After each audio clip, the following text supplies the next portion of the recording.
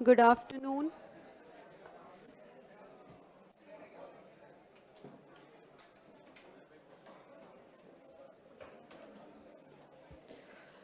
Good afternoon. जय माता दी. राधे राधे. कैसे हो? बढ़िया. चल शुरू करते हैं फिर क्लास को. आइएगा. नया चैप्टर शुरू करने से पहले कुछ क्वेश्चंस डिमांड चैप्टर के करते हैं प्रैक्टिस के तौर पर, रिवीजन के तौर पर. ध्यान यहाँ पर. बातें बंद. Please settle down.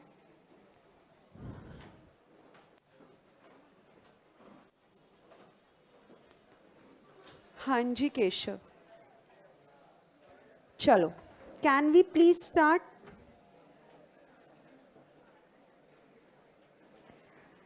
पढ़ना शुरू कर दें. जब भी टेस्ट होगा ऑब्वियसली ये चैप्टर ही आएगा, है ना. तो आप पढ़ना आप शुरू कर दो अपने एंड पर. जब भी टेस्ट होगा वील अनाउंस. आइएगा.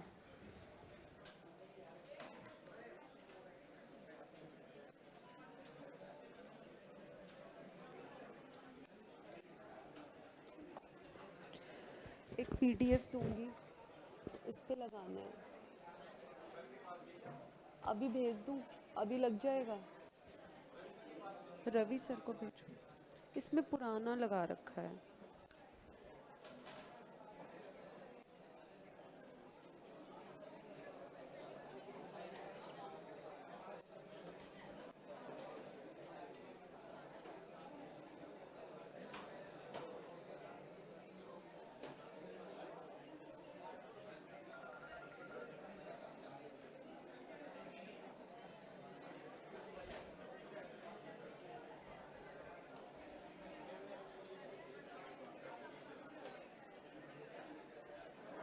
इस पे पुराना है.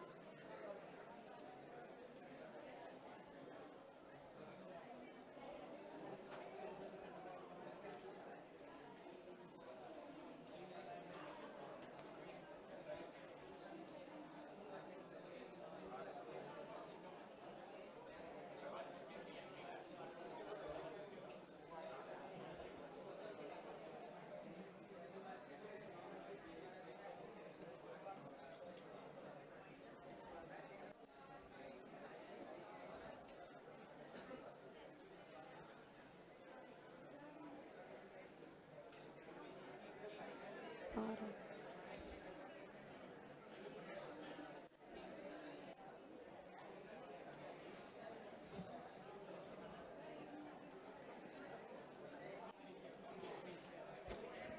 चलेंगे. प्लीज वापस आएं. बातें बंद.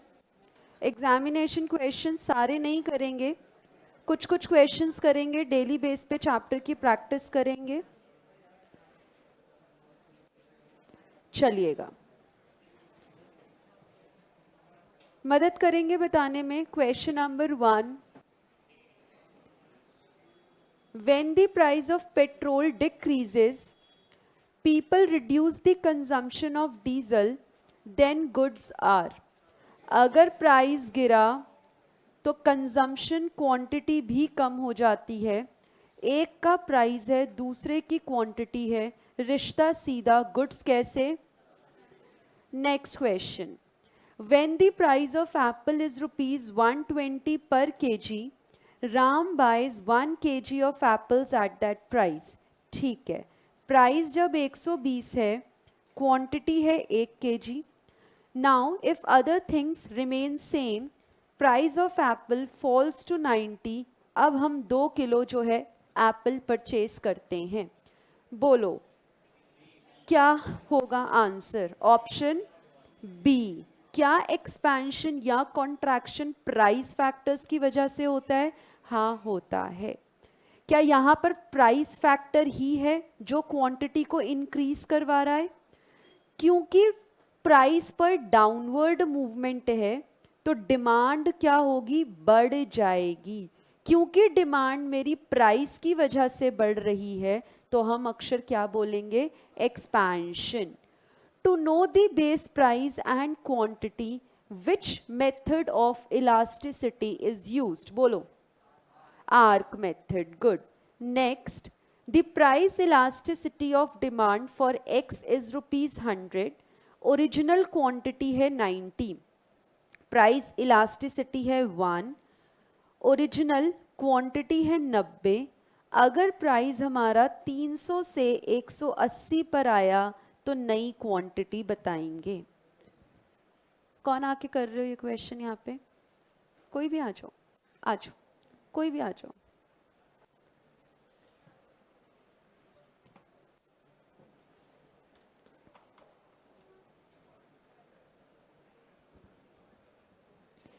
बेस प्राइस और बेस क्वांटिटी जब दिया होता है तो हम आर्क इलास्टिसिटी इस्तेमाल करते हैं। पॉइंट इलास्टिसिटी में तो हम डेरिवेटिव का इस्तेमाल करते हैं, उसमें कोई प्राइस या क्वांटिटी का खास चेंज नहीं होता। क्रॉस इलास्टिसिटी में, यहाँ करोगे, यहीं कर दो। क्रॉस इलास्टिसिटी में ऑनलाइन जिन्होंने दोस्त ये सवाल पूछा है उनको जवाब दे रहे हैं। क्रॉस इलास्टिसिटी में एक के प्रोडक्ट का प्राइस दूसरे की डिमांड पर असर होता है। जीरो इलास्टिसिटी तो एक प्रकार की इलास्टिसिटी है, कोई मेथड नहीं है, hence arc elasticity.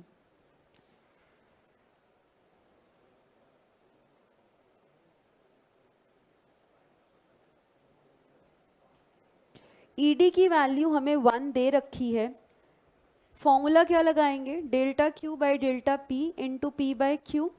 Delta Q हमें नहीं पता, delta P 120 into original price 300 upon 90 equals to 1।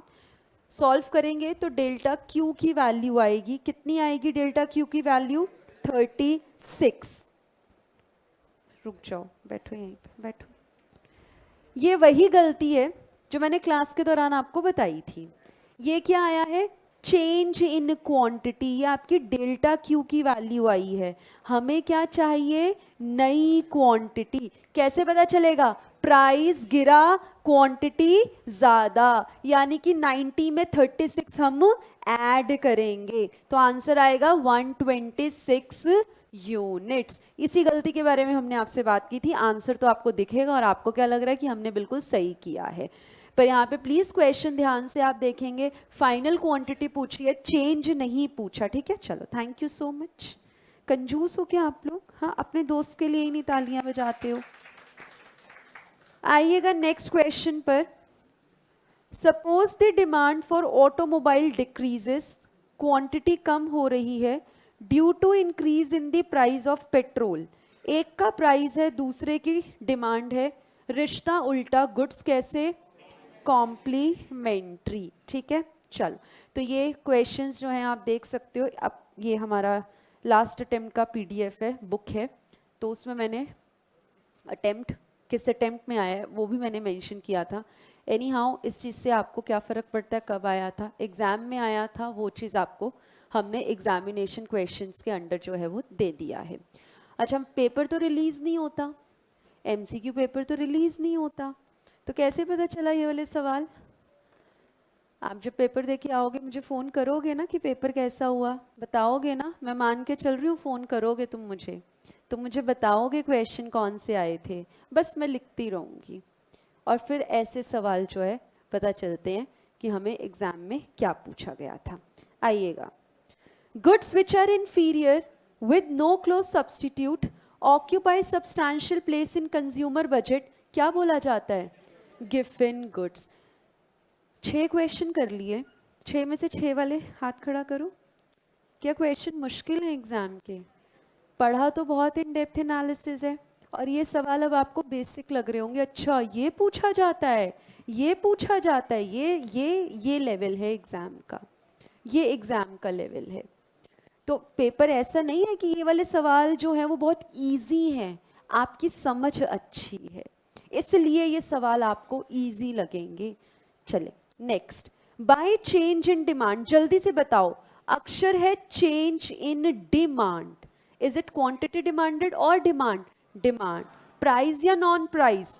Non price. जब नॉन प्राइस फैक्टर होगा, शिफ्ट या मूवमेंट? शिफ्ट कितने प्रकार का? राइट या फिर लेफ्ट? आंसर करो, वेरी गुड। नेक्स्ट देखेंगे, a group of people decrease or altogether stop consumption of a common product due to decrease in the price of the product, कौन सा effect? Snob effect, good. Next, अच्छा snob effect में कैसे लगा snob effect? Common hurt तो यहाँ लिखा ही नहीं है, ऑब्वियसली एक तो ये अक्षर डिक्रीज कर देते हैं, कंजम्पशन करना बंद कर देते हैं। क्यों बंद कर रहे हैं? क्योंकि प्रोडक्ट सस्ता हो गया। जब वो सस्ता हो गया यानी कि वो कॉमन हो गया है, अब हम इस्तेमाल नहीं करेंगे, हम भेड़ चाल का हिस्सा नहीं हैं, हम कॉमन हर्ड का हिस्सा नहीं हैं।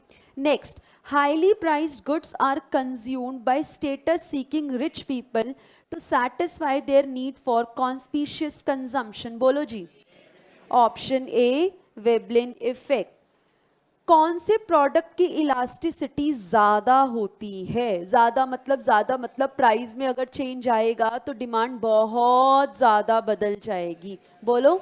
ऑप्शन बी, ज्वेलरी के केस में क्या होगा भाई? प्राइस बहुत बढ़ता रहेगा तो हम भी नहीं खरीदेंगे। Next, assume that wheat has -0.4 as income elasticity। बोलो ना, इनकम के केस में कौन से दो गुड्स? नॉर्मल और इंफीरियर। माइनस साइन क्या बताएगा? गुड कैसा है? इंफीरियर है। Demand for a generic good like soap, soap तो चाहिए ही ना, तो डिमांड कैसी? In elastic. लेकिन लक्स की डिमांड कैसी? इलास्टिक। क्यों? क्योंकि इसके तो सब्सटीट्यूट्स अवेलेबल हैं, इसके प्राइस बढ़ जाएंगे तो इसके किसी सब्सटीट्यूट का कंजम्पशन शुरू कर देंगे, यूसेज जो है शुरू कर देंगे। Next, quantity demanded of coffee increases by 2% when the price of T increases by 8%। ठीक है, परसेंटेज चेंज इन क्वांटिटी कितना है जी? 2। प्राइस में 8%, क्वांटिटी भी इंक्रीज हो रही है, प्राइस भी इंक्रीज हो रहा है। गुड्स कैसे? सब्स्टिट्यूट गुड्स हैं। रिश्ता क्योंकि सीधा दिख रहा है। इलास्टिसिटी बताओ, Q बाय P कैसे निकलेगा? 2/8 0.25। पॉजिटिव या minus? Positive. Good, very good. 10th करेंगे। Price of a commodity decreases from 200 से 120। प्राइस इलास्टिसिटी कितनी है? 2। क्वांटिटी है 60। ये निकालना है। कौन करने आओगे? कौन आ रहे हो? आप आए हो पहले, आ जाओ फिर।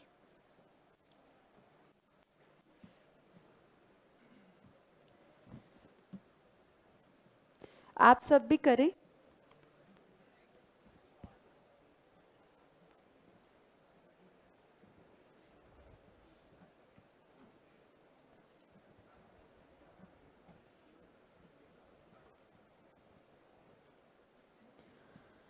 डेटा मैंने लिख दिया टैबुलर फॉर्म में। नई क्वांटिटी निकालनी है या चेंज इन क्वांटिटी निकालना है? नई quantity, new quantity, after change जो भी आया है फिगर वो चाहिए। तो delta Q by delta P into P by Q. Delta Q हमें नहीं पता, delta P would be 80 into original price 200 upon original quantity 60 equals to ED that is 2। तो ये सब काम करके डेल्टा क्यू की वैल्यू 48 क्या आ रही है? 48। ठीक है, चलो आपके दोस्त को करने दो।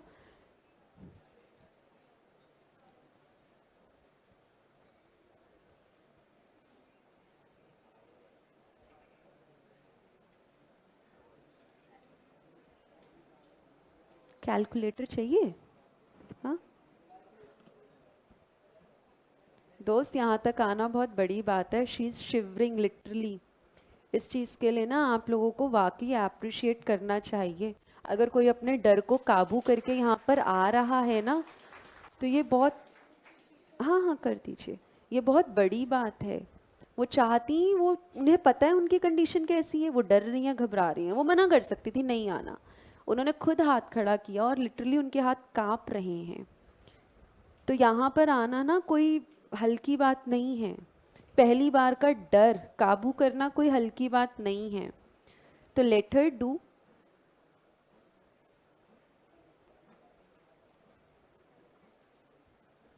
और ये डर सिर्फ पहली बार का है. नाउ यू आस्क हर कि नेक्स्ट टाइम आप आओगे, वो आएंगी और कांपेंगी भी नहीं. पहली बार का डर भगाना, अपने डर को काबू करना बहुत बड़ी बात है. आंसर बिल्कुल करेक्ट है, 108 यूनिट्स. Thank you. नेक्स्ट, समझ में आया? आगे देखते हैं. Which of the following is not an important factor that determines demand? बोलो. Option D. आप कुछ खरीदने के लिए गए, क्या सामने वाला दुकानदार आपसे पूछता है कितना पढ़े लिखे हो? अगर आपने बीए किया है, बीकॉम किया है, सीए किया है, पोस्ट ग्रेजुएट हो, तभी हम आपको चीज देंगे, नहीं तो सामान नहीं मिलेगा. Is it so?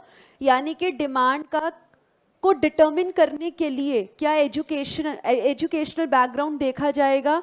नहीं देखा जाएगा. नेक्स्ट बताओ. In case of what the expansion of demand due to price fall will take place only and only if substitution effect is greater than income effect. कौन से गुड्स थे वो? inferior goods. तो exam में तो बस इतना ही आएगा कि ये वाली हरकत किन प्रकार के गुड्स के साथ होती है. वो जो सब मैंने समझाया था वो तो आपको इस लाइन का मतलब समझाया था मैंने, क्यों क्या कैसे वो समझा था. इसीलिए आपको कंफ्यूजन नहीं होगा कि इंफीरियर में था, ये सब्स्टिट्यूट में था, नॉर्मल में था या कैसे गुड में था. आगे next, the term demand refers to. Option D. Demonstration effect किसने दिया था? जेम्स ने. आत्मा इलास्टिसिटी की कहां तक भटकती है? Last question for the day. बताओ. A B C D. ए की बोली, ए की बोली delta Q by delta P into P by Q करके डेढ़ आंसर आया है. ए की बोली, बी की बोली, और बाकी कोई बोल ही नहीं रहे. कर रहे, चलो करो. I will give you 2 minutes. जिनके हाथ नहीं उठे वो जरा सॉल्व करके मुझे बताओ. सी और डी तो नहीं है, पक्की बात है. ए और बी में उलझोगे. जल्दी से जवाब दो, और जवाब वही दे पाएंगे जिन्होंने मेरी बात उस समय ध्यान से सुनी होगी. अभी टेस्ट होने वाला है आप लोगों का कि आप लोग कितने मेंटली यहाँ पे प्रेजेंट होते हो. ए या बी? आंसर देखो दिया हुआ है. आंसर के हिसाब से नहीं जाना, क्या पता आंसर गलत हो. अच्छा,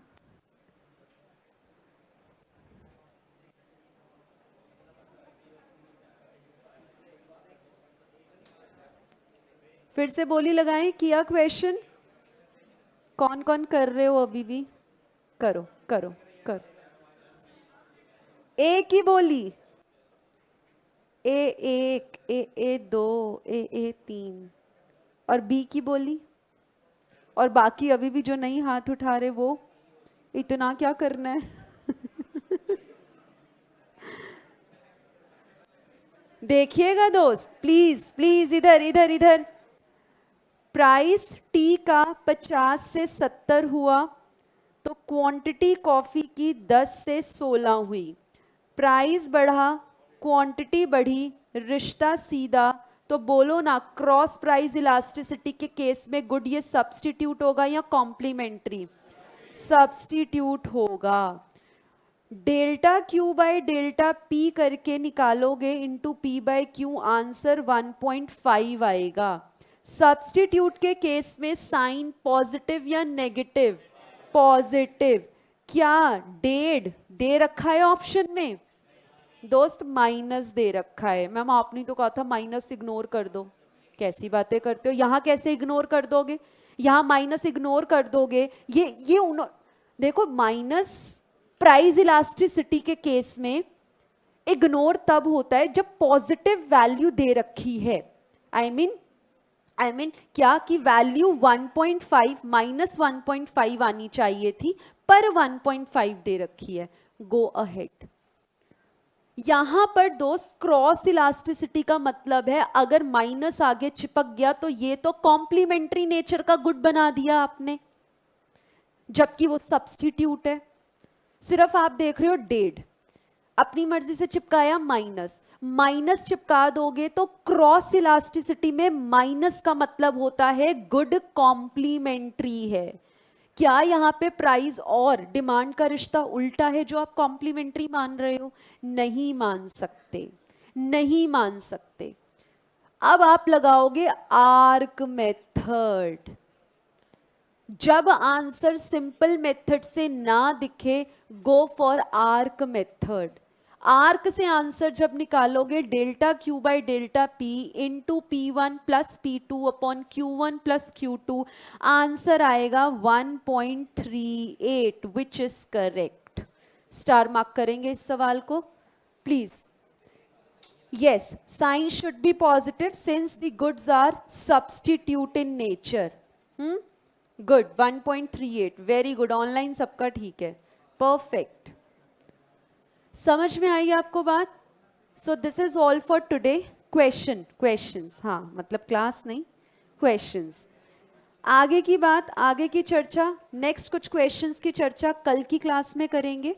तो इसी प्रकार से डेली डेली हम कुछ कुछ क्वेश्चंस जो हैं सॉल्व करते रहेंगे।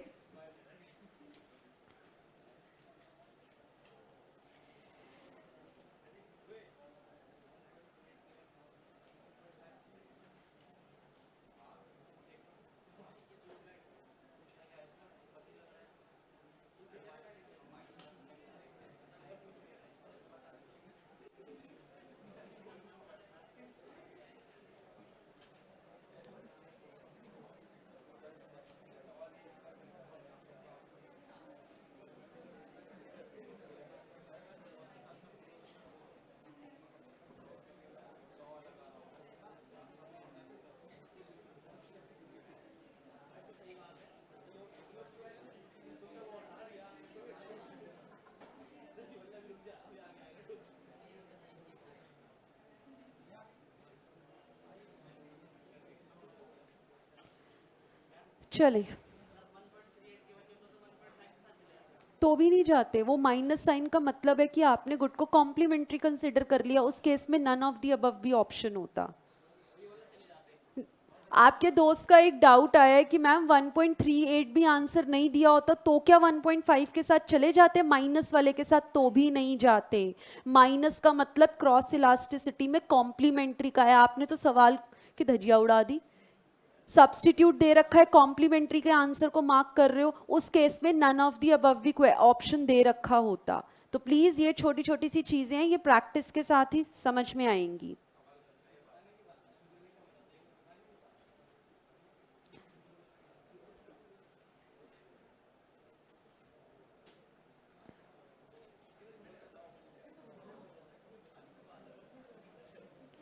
चलो जी, बस बस बातें बंद। Let us start a new chapter, supply. ध्यान देंगे, सुनेंगे। इस चैप्टर को मैं बार बार रिलेट करूंगी डिमांड के साथ। रिलेट करूंगी मतलब पहले पर्टिकुलर टॉपिक मैं आपको डिमांड का रिवाइज करवाऊंगी और फिर सप्लाई के साथ आपको समझाऊंगी कि क्या चेंजेस हैं, क्या फर्क है। ठीक है, ठीक है। डिमांड चैप्टर जब आपने किया ना, तो आप कौन थे? आप कंज्यूमर थे, आप बायर थे, आप कस्टमर थे। अभी आज मॉर्निंग में एक डाउट आया कि इनमें फर्क क्या होता है। फर्क तो होता है, कंज्यूमर, बायर, कस्टमर में फर्क होता है। मैंने कोई चीज खरीदी, आई एम द कस्टमर, पर अगर मैं यूज भी मैं ही करूं तो मैं कंज्यूमर हूं। पर इन चीजों में हमें नहीं जाना। हमारे लिए, हमारे कॉन्टेक्स्ट के लिए कंज्यूमर, बायर, कस्टमर सब एक हैं। तो जब डिमांड चैप्टर मैंने किया तो मेरा पॉइंट ऑफ व्यू कैसा था? ये थी मैं, कौन थी मैं? कंज्यूमर, बायर, कस्टमर थी मैं। आज मैं कौन? आज मैं बन गई सप्लायर, आज मैं बन गई प्रोड्यूसर, आज मैं बन गई सेलर, आज मैं बन गई मैन्युफैक्चरर। मेरे लिए ये सब एक ही नाम है, कोई फर्क नहीं है। अब मेरा देखने का नज़रिया बदल गया। अब मैं कौन हूँ? Supplier, producer, seller, manufacturer. समझ में आ रही है आपको मेरी बात? तो जब जब आप डिमांड पढ़ोगे आप बन जाओगे कस्टमर, जब जब आप सप्लाई पढ़ोगे आप बन जाओगे सेलर, सप्लायर। कोई फर्क नहीं है हमारे इस कॉन्टेक्स्ट के लिए, पर रियल सेंस में फर्क होता है। हमें उस पंगे में जाना नहीं है। जैसे मैंने आपको इनका फर्क बताया कस्टमर कंज्यूमर का, वैसे इनमें भी फर्क होता है, हमें पर उस चीज में जाना नहीं है। जब मैंने डिमांड पढ़ा था तो मैं सप्लाई फैक्टर्स कांस्टेंट मानती थी। आज सप्लाई पढ़ूंगी तो डिमांड फैक्टर्स मेरे लिए कांस्टेंट हैं, क्योंकि ये कंफ्यूजन बाद में क्रिएट होगा। कैसा कंफ्यूजन? मैं अभी अभी आपसे कहूंगी क्या कि जितना ज़्यादा प्राइस होगा ना, क्वांटिटी सप्लाइड उतनी ज़्यादा होगी, कम प्राइस पे कम सप्लाई जो है वो की जाएगी। फिर बच्चा कहेगा मैम अगर प्राइस ज़्यादा तो ज़्यादा सप्लाई हो रहा है, पर ज़्यादा प्राइस पे ज़्यादा तो बिकेगा नहीं, तो डिमांड तो कम हो गई, तो ये कैसे चलेगा? इसी पंगे को से बचने के लिए ये दोनों सेपरेट कॉन्सेप्ट्स हम स्टडी करते हैं, एक दूसरे को क्लब नहीं करना है। हमारा जो इकोनॉमिक्स है ना दोस्त, it is purely assumption based. मैं आपको जिस तरीके से डिमांड पढ़ना सिखा रही हूँ, क्या जब आप रियलिटी में अपना बिजनेस करोगे तो एज इट इज़ मेरे दिए हुए कॉन्सेप्ट चिपका दोगे? बिल्कुल नहीं। यहाँ पे तो जब हम डिमांड पर असर देख रहे हैं, लॉ ऑफ डिमांड पढ़ रहे हैं, तो थ्योरेटिकली हम सिर्फ प्राइस का असर ले रहे हैं, पर रियल लाइफ में डिमांड कितने सारे फैक्टर्स आप एक साथ कंसीडर करके चलोगे। तो जो हम पढ़ रहे हैं ना, दैट इज ओनली इकोनॉमिक्स। जब आप इसको बिजनेस में लगाओगे ना, इन चीजों का इस्तेमाल करके बिजनेस अपना करोगे, दैट बिकम्स बिजनेस इकोनॉमिक्स। तो हम आपको इकोनॉमिक्स से बिजनेस इकोनॉमिक्स तक का जो सफर है वो तय करवा रहे हैं। हम आपको सिर्फ एक लॉजिक, एक बेस दे रहे हैं कि जब आप काम करेंगे तो इस प्रकार से आप काम करेंगे। अब जिसका जो बिजनेस, जैसा नेचर, जैसा टाइप ऑफ प्रोडक्ट, जितना स्केल ऑफ बिजनेस, उन सब चीजों के ऊपर जो है हमारा रियल सिनेरियो जो है उन चीजों से डिटरमिन होगा। तो यहां पर भी यही अजम्पशन है कि जब आप एक पर्टिकुलर टॉपिक पढ़ रहे हो, other things are assumed to be constant, ceteris paribus. Ceteris paribus की बात हमने फर्स्ट क्लास में, ये मैंने अक्षर बोला था ना। देखो सच्ची सच्ची बताना, फर्स्ट क्लास के बाद उसी दिन आप में से कौन सा ऐसा बच्चा है जिसने इंस्टाग्राम आईडी सेटिरस पेरिबस के नाम से बनाई है और रिक्वेस्ट भेजी है?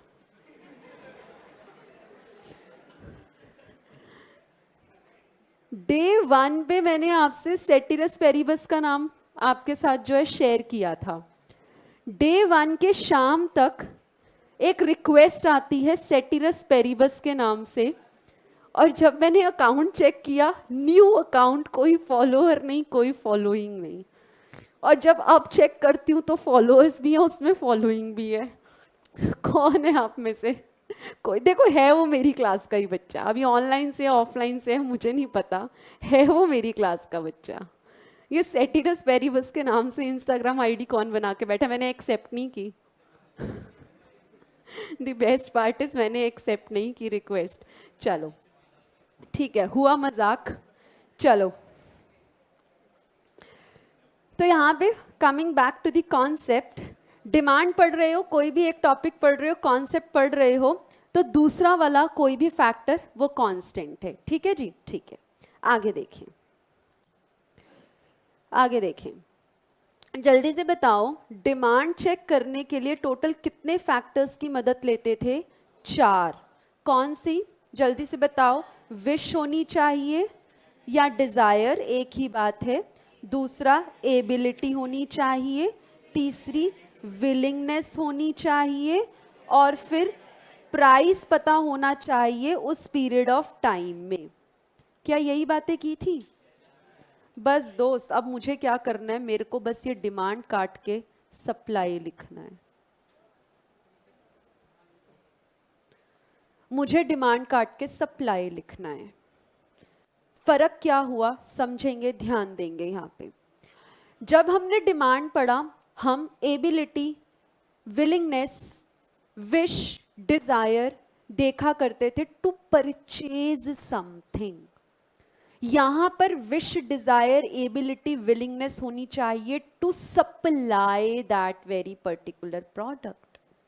जब मैंने आपसे डिमांड की बात की थी, मैंने कहा बोलो क्या ये पेन आप खरीदोगे? आप लोगों ने मना कर दिया था। आप क्यों? आपको विश ही नहीं थी, डिजायर ही नहीं था इस पेन को परचेस करने का। मैं जबरदस्ती थोड़ी ना आपसे खरीदवा सकती हूँ, नहीं खरीदो खरीदो खरीदो, ऐसा थोड़ी ना होगा।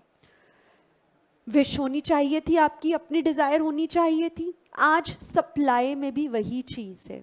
मैंने कहा आप ये सप्लाई करो करो करो, बिजनेस, आपने बोला मैम बिजनेस करना है, आप बताओ ना कौन कौन से बिजनेस हो सकते हैं। मैं आपको सिर्फ ऑप्शंस दे सकती हूँ, गाइड कर सकती हूँ, आप ऐसा बिजनेस कर लो, इस चीज का कर लो, ये देख लो, पर उनमें से कौन सा बिजनेस करना है उस चीज की विश डिजायर तो आपकी होगी ना। मैंने कहा नहीं नहीं आप रेडीमेड क्लोथ्स का काम शुरू कर लो, तो आप कर लोगे? नहीं करोगे। जबरदस्ती तो मैं आपसे कोई भी काम नहीं करवा पाऊंगी, जबरदस्ती जो है सप्लाई नहीं करवाई जाएगी। विश होनी चाहिए, डिजायर होनी चाहिए, इच्छा होनी चाहिए गुड्स को, कमोडिटीज को रेंडर करने की, सर्विसेज को रेंडर करने की, गुड्स और कमोडिटीज को प्रोवाइड करने की। विश होनी चाहिए, डिजायर होनी चाहिए। उसके बाद नेक्स्ट आता है क्या? एबिलिटी। क्या मैं इतनी एबल हूं कि मैं सप्लाई कर सकती हूं? एबिलिटी एंड विलिंगनेस, ये दोनों में अब क्या हम चेक करेंगे? अरे जो चीज आपको सप्लाई करनी है, जो चीज आपको मार्केट तक पहुंचानी है, उसको पहले बनाओगे नहीं? उसको बनाओगे भी तो सही। और अगर खुद नहीं बना रहे तो कहीं से प्रोक्योर तो कर ही लो रहे होगे ना। तो इन कामों के लिए भी तो पैसा चाहिए ना, कॉस्ट ऑफ प्रोडक्शन लगानी पड़ेगी ना। सप्लाई करने के लिए कुछ कॉस्ट ऑफ प्रोडक्शन लगानी पड़ेगी ना। तो आप कहो कि पैसा ही नहीं है, तो सप्लाई कहां से कर लोगे? आपने कहा मैम मैं तो ना ये पर्टिकुलर रियल एस्टेट का बिजनेस, मतलब जो है ना, मैं एक रियल एस्टेट वाले फील्ड में जाना चाहता हूं, मैं ना रिटेल सेक्टर में जाना चाहता हूं, मैं किसी भी पर्टिकुलर सेक्टर में जाना चाहता हूं। तो भैया जो सामान आपको प्रोवाइड करना है, लोगों को ऑफर करना है सेल के लिए, उस चीज को बनाने की क्षमता भी होनी चाहिए। कॉस्ट क्या आप बियर कर सकते हो उस चीज को बनाने की जो आप सप्लाई करवाना चाहते हो? समझ में आ रही है बात? वही पॉइंट्स हैं जो डिमांड में पड़े थे, बस फर्क क्या है? नजरिए का। यहां पे नजर ऐसी, यहां पे नजर ऐसी, सिर्फ नजरिए का फर्क है। आई बात आपको समझ में? चलो फिर क्या होता है दोस्त? फिर क्या होता है? प्राइस। एक बात बताओ, आप मुझे एक बात बताना, आज के हिसाब से, आज के समय के हिसाब से, late us suppose 1 kg of tomato जो है ना, लेट अस सपोज मिलते हैं 20 रुपए पर केजी, टमाटर का भाव चल रहा है। क्या ये टमाटर का भाव 20 रुपए पर केजी जिंदगी भर चलेगा? 2 दिन चलेगा? 1 हफ्ता चलेगा? 1 महीना चलेगा? क्या बदलता रहेगा? हाँ बदलता रहेगा। क्या ये प्राइस फिक्स हो गया कि अब जिंदगी भर टमाटर मैं 20 रुपए पे ही सप्लाई करूंगी 1 किलो? नहीं, ये प्राइस जो है ना, it exist for a period of time. जैसे टाइम बदल गया, जैसे ही सप्लाई कंडीशंस बदल गई, जैसे ही मार्केट कंडीशंस बदल गई, प्राइस भी तो बदल जाएगा। प्राइस भी तो बदल जाएगा। अगर ऐसी बात होती तो बीच में प्याज बहुत महंगा हुआ था, वो क्यों होता? नहीं होता। अगर प्राइस हमेशा सेम ही रहेगा, हर पीरियड ऑफ टाइम के लिए सेम प्राइस पर मैं सप्लाई करूंगी, तो बोलो ना प्याज महंगा ही क्यों होता?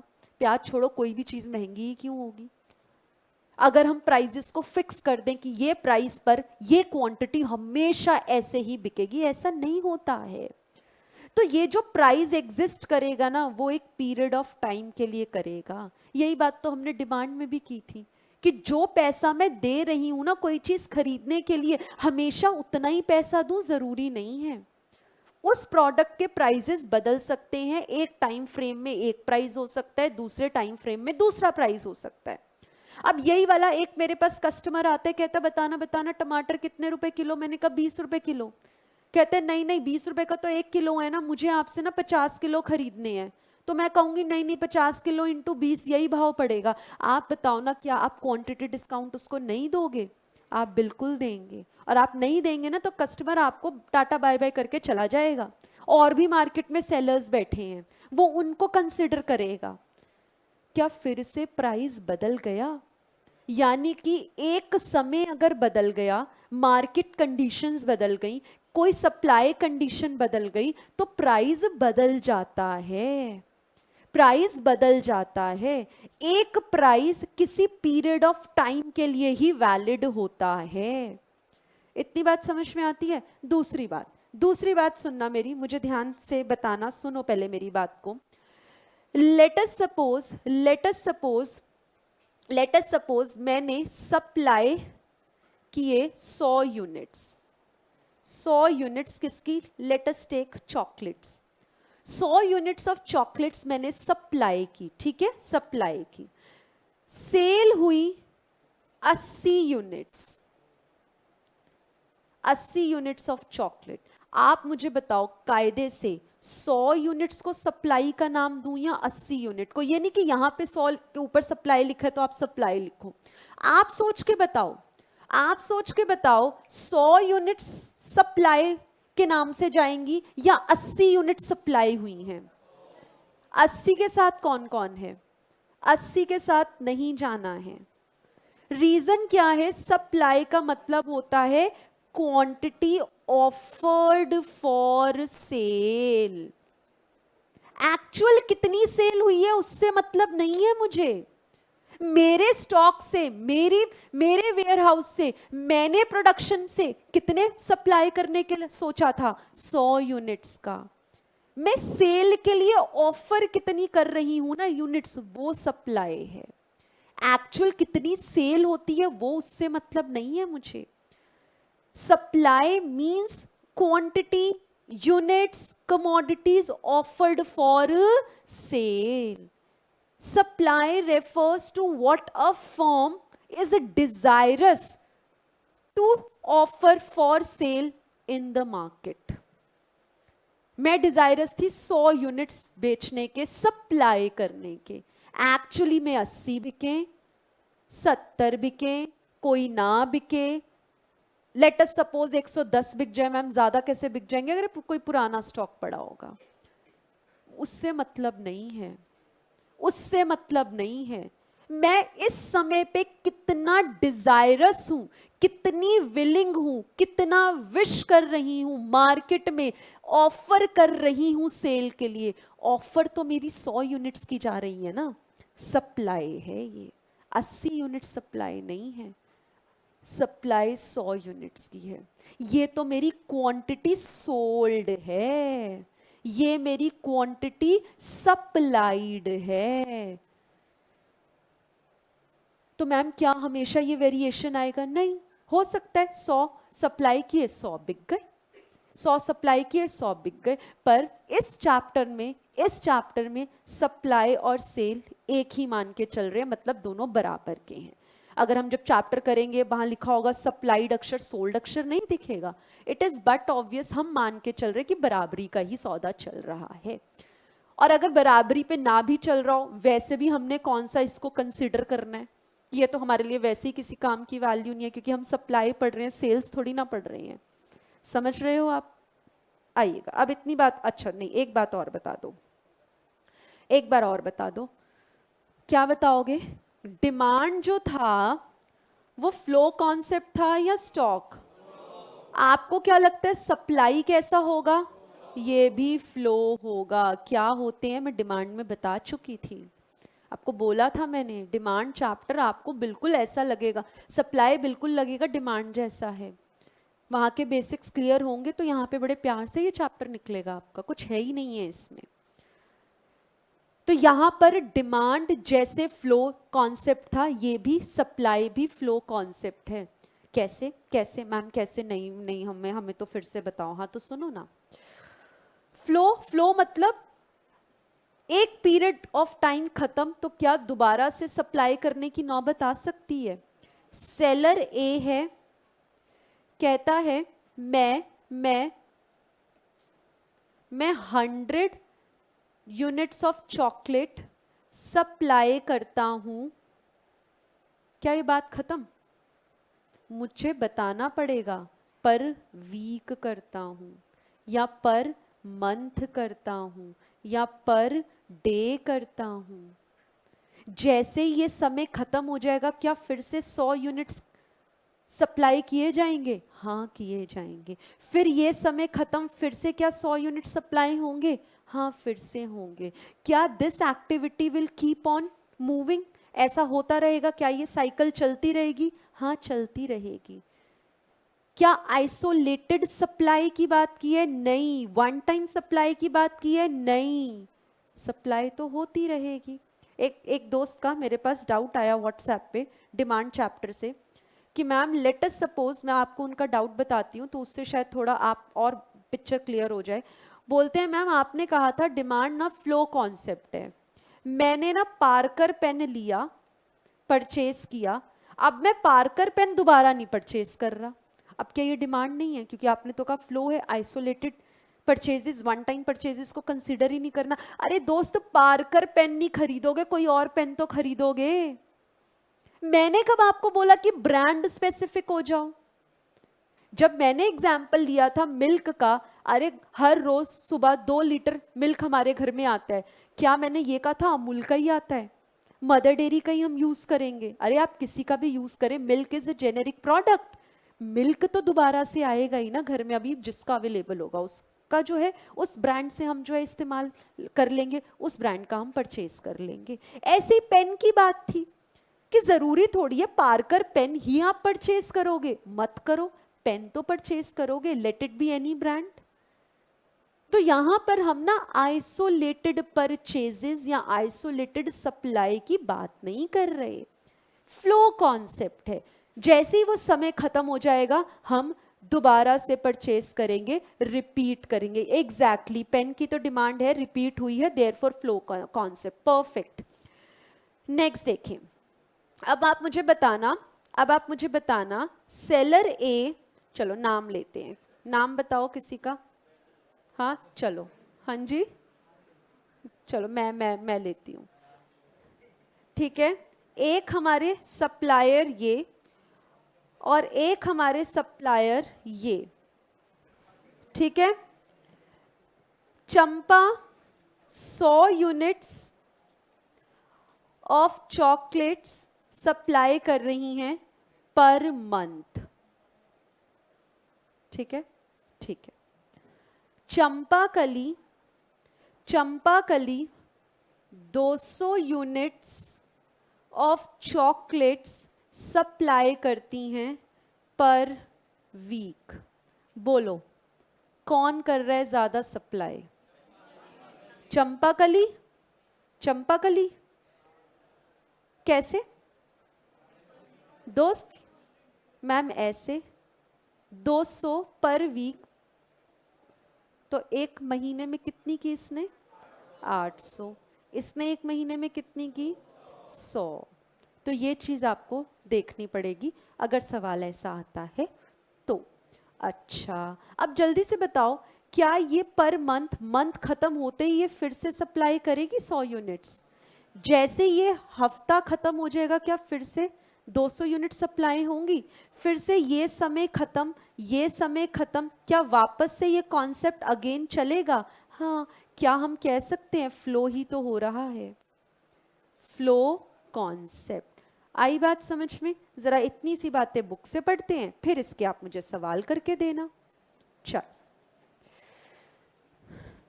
Supply refers to what a firm offer for sale. इतनी बात को हाईलाइट करो, कितनी बात को? इतनी बात को। Firm offer for cell. जरूरी नहीं है जो भी हमने सेल के लिए यूनिट्स बेचे हैं वो सारे बिकें। सब what is offered may not get sold. बस इंटेंशन क्या थी मार्केट में? ऑफर करने की। तो जो भी यूनिट्स आप मार्केट में ऑफर कर रहे हो वो सप्लाई है। एक्चुअल कितना सेल कर रहे हो उससे अपने को कोई फर्क नहीं पड़ता है। ठीक है जी, ठीक है। आगे next line, supply requires willingness and ability to supply. बोलो ना, क्या मैं एबल हूं सप्लाई करने के लिए? मुझे प्रोडक्ट की कॉस्ट ऑफ प्रोडक्शन पता होनी चाहिए। मैं रियल एस्टेट में जाना चाहती हूं, वहां पे कॉस्ट भी तो लगेगी ना चीजों को बनाने की। तभी रियल एस्टेट का business most of the times क्या होता है, ग्रुप में किया जाता है। बहुत सारे लोग मिलकर ये काम करते हैं, सिंगल हैंडेडली आपने भी देखा होगा नहीं होता है। तो एबिलिटी, क्या मैं कॉस्ट ऑफ प्रोडक्शन को बियर करने के एबल हूं भी? क्योंकि जो सप्लाई करना है, सप्लाई मार्केट में जो ऑफर करना है उसको पहले बनाना भी तो पड़ेगा। बनाने के लिए पैसा है। Ability, willingness to supply depends on the price at which the good can be sold as well as the cost of production of an additional unit of the good। मैंने बनाए 100 यूनिट्स, मैंने बनाए 100 यूनिट्स, किस cost of production पे? मैंने cost incur करी 1000 रुपए की। आप मुझे बताओ per unit cost of production कितना? 1000 अपॉन 100 कितना आया? 10 रुपए। आप बोलो क्या मार्केट में मिनिमम 10 रुपए पे बेचूंगी या नहीं? मिनिमम 10 रुपए पे तो बेचूंगी ना। ज्यादा जितने पे भी बिक जाए भगवान का प्रसाद प्रॉफिट के रूप में, पर मिनिमम 10 रुपए पे तो बिकेगा या नहीं बिकेगा? क्या 9 रुपए ऑफर मुझे कोई करेगा तो मैं कर दे दूंगी उसको? नहीं, 9 रुपए पे मेरी चीज सप्लाई करने वाली मैं, क्योंकि मेरी कॉस्ट ऑफ प्रोडक्शन ही नहीं मुझे मिल रही है, रिकवर हो रही है। 9 रुपए पे नहीं होगा। पर हाँ, अब आपको ma'am exception, highly perishable good है, एक्सेप्शन अपार्ट। जनरली अगर आप ऐसे, तो बेकरी शॉप्स में आपको पता है रात को 9 से 10 के बीच में केक परचेस करने जाओ तो बहुत से लोगों ने बैनर लगा रखे हैं 50% ऑफ पे दे देंगे, 1+1 पे दे देंगे। क्यों? क्योंकि that is a perishable item, कल तक रखेंगे, उसकी शेल्फ लाइफ इतनी नहीं है। तो उस केस में तो हो सकता है कॉस्ट ऑफ प्रोडक्शन से भी कम पे हम जो है सप्लाई कर दे, क्योंकि उस केस में क्या है, लेट अस सपोज एक केक को बनाने में उनके 200 रुपए खर्च होते हैं। अगर केक बिल्कुल नहीं बिकता तो 200 रुपए भी नहीं मिलेंगे, और अगर बिक जाता है तो चाहे 50 पर बिक रहा हो, 50% पे बिक रहा हो, कुछ तो रिकवरी होगी, किसी अमाउंट से तो लॉस मेरा जो है कम होगा, मिनिमाइज होगा। So those are some exceptions, पर जनरली कम से कम 10 रुपए पे तो मेरा प्रोडक्ट जाएगा ना। 10 रुपए से कम पे मैं विलिंग थोड़ी ना हूं बेचने के लिए। समझ में आई बात आपको?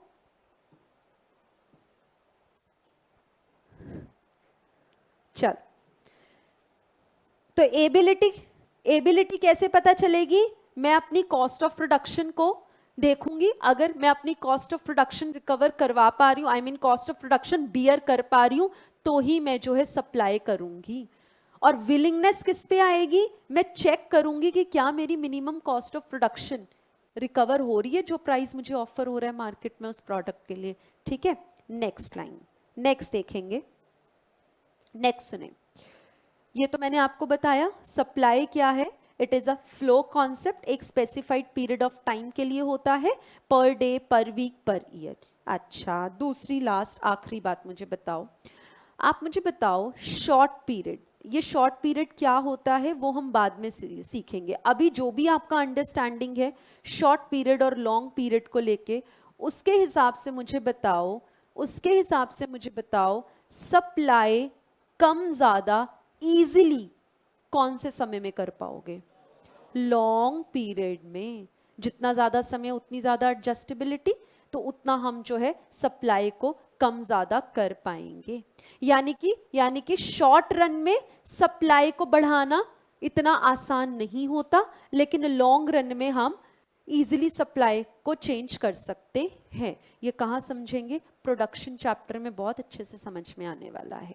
फिलहाल के लिए बहुत लॉजिकल सी कॉमन सेंस, क्या कि कम समय होगा तो सप्लाई ज्यादा एडजस्ट नहीं हो पाएगी, ज्यादा समय होगा तो सप्लाई इजीली जो है वो एडजस्ट हो जाएगी। आपको समझ में आ रही है?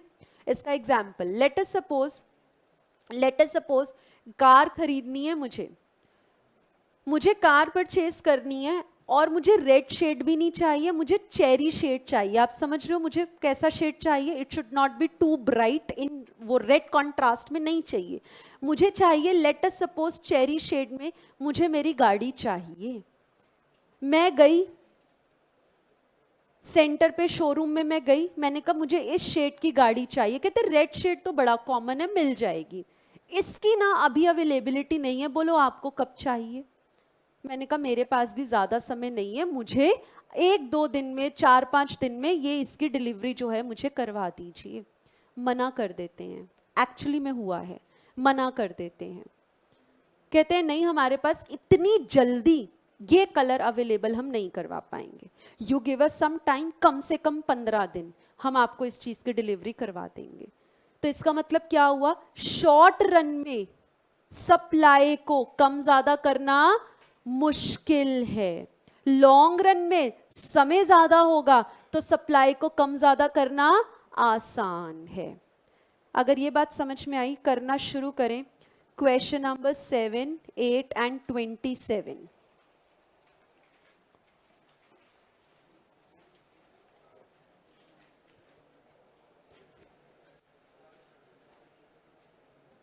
सेवन, 8 एंड 27, ये 3 क्वेश्चंस करना शुरू कर दीजिए।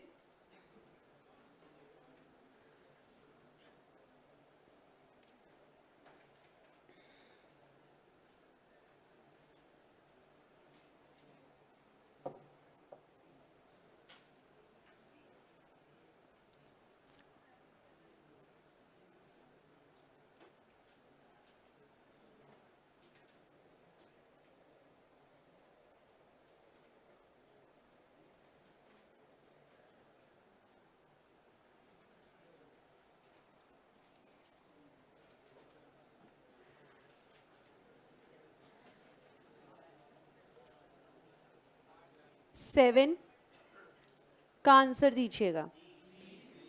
Quantity supplied of a good और service is the amount that producers plan to sell during a given period at a given price. Good. 8 C, supply is the entire relationship. Good. Next कौन सा था? 27। Supply कैसा है? Flow concept है। ठीक है जी, चल नेक्स्ट टॉपिक पे चलते हैं। Again an easy topic. चल, सो माइक्रो इकोनॉमिक्स ना इंटरेस्टिंग बहुत है। And what about macro? Macro नाम मैक्रो है, आपको लग रहा है आप पढ़ के आए हो, अपार्ट फ्रॉम फर्स्ट चैप्टर कुछ नहीं पढ़ के आए हो। और फर्स्ट चैप्टर में भी क्या पढ़ा है वो जब आप देखेंगे ना आपको खुद रियलाइज होगा कि चीज़ें कितनी अलग हैं, कितनी चीज़ें जो है ना वो अलग हैं। एनी हाउ वो भी इंटरेस्टिंग है, वहाँ पे रियल लाइफ एग्जाम्पल्स बहुत मिलते हैं।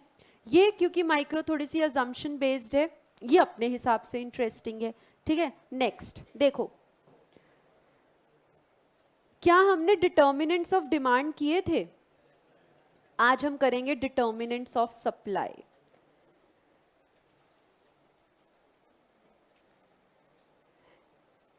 मतलब क्या हुआ? सप्लाई, सप्लाई मैं कब करूं, कब ना करूं, कितनी करूं, कैसे करूं, क्या ये बात कुछ फैक्टर्स पर निर्भर करेगी, डिपेंड करेगी? बिल्कुल करेगी। आपको क्या लगता है सबसे पहले मुझे ये पेन मार्केट में सप्लाई करना है या नहीं करना, मैं क्या चेक करूंगी? इसका प्राइस। जैसे कुछ खरीदने जाते हैं तो भी प्राइस सबसे पहले कंसिडर करते हैं, ऐसे जब मैं सप्लाई करूंगी तो मैं सबसे पहले प्राइस कंसिडर करूंगी। यहां पर भी other things remaining constant, law of supply. तो प्राइस क्या कहता है, मतलब लॉ ऑफ सप्लाई क्या कहता है? कहता है ceteris paribus, other things remaining constant, अगर प्राइस बढ़ेगा, दोस्त आप सेलर, सप्लायर क्या ज्यादा सप्लाई करोगे बढ़ते हुए प्राइसेस पे? तो क्वांटिटी सप्लाइड बढ़ जाएगी। अगर मार्केट में कम प्राइस मिलेगा, क्या आपको थोड़ी सी घबराहट होगी मार्केट में सप्लाई करते हुए? हाँ होगी, क्योंकि मुनाफे कम हो जाएंगे। हम भी शायद वेट करेंगे आगे आने वाले टाइम में, अगर प्राइसेस बढ़ जाएंगे हम तब सप्लाई करेंगे, अभी उसको स्टॉक में रख लेते हैं। मतलब कम प्राइस अगर आपको मिलेगा तो आप कम विलिंग हो सप्लाई करने के लिए। क्या यहां पर प्राइस और सप्लाई का रिश्ता सीधा है?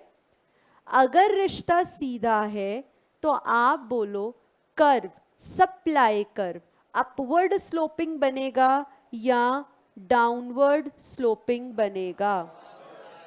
अपवर्ड स्लोपिंग बनेगा, अपवर्ड स्लोपिंग बनेगा। कैसे बनेगा? लेट अस सपोज ये ओपी प्राइस पर मैं ओक्यू क्वांटिटी बेच रही हूँ, ये फिर जब प्राइस मुझे ये मिल रहा है मैं क्वांटिटी इतनी बेच रही हूँ, इस प्राइस पे मेरी क्वांटिटी इतनी, क्या कर्व ऐसा ही बनेगा? Upward sloping. जितना ज्यादा प्राइस मिलेगा उतनी ज्यादा क्वांटिटी बिकेगी, जितना कम प्राइस मिलेगा उतनी कम क्वांटिटी सप्लाई होगी। क्या इस बात से सहमत हो? ये है मेरा अपवर्ड स्लोपिंग सप्लाई कर्व। समझ में आई बात? चलो इस बात को पढ़ते हैं। Ceteris paribus other things remaining constant, जितना ज्यादा प्राइस ऑफ अ गुड उतनी ज्यादा क्वांटिटी हम सप्लाई करेंगे, उतनी ज्यादा हम क्वांटिटी सप्लाई करेंगे। क्यों? जितना ज्यादा सप्लाई, जितने ज्यादा प्राइस पे सप्लाई करेंगे उतना ही ज्यादा प्रॉफिट अर्न करने का भी तो मौका मिलेगा। बोलो ना, समझ में आया? चल next is price of related good. क्या मैम यहाँ पे, अच्छा आप बताओ, रिलेटेड गुड का नाम सुन के कौन से दो गुड्स का आता है दिमाग में? सब्स्टिट्यूट और कॉम्प्लीमेंट्री। एनी हाउ यहाँ पे इसमें कोई क्लासिफिकेशन नहीं करना है सप्लाई चैप्टर में। रिलेटेड गुड, हमें यहाँ पे कोई ऐसी जरूरत नहीं है रिलेशन तय करने की, ये सब्स्टिट्यूट है ये कॉम्प्लीमेंट्री है, कोई जरूरत नहीं है।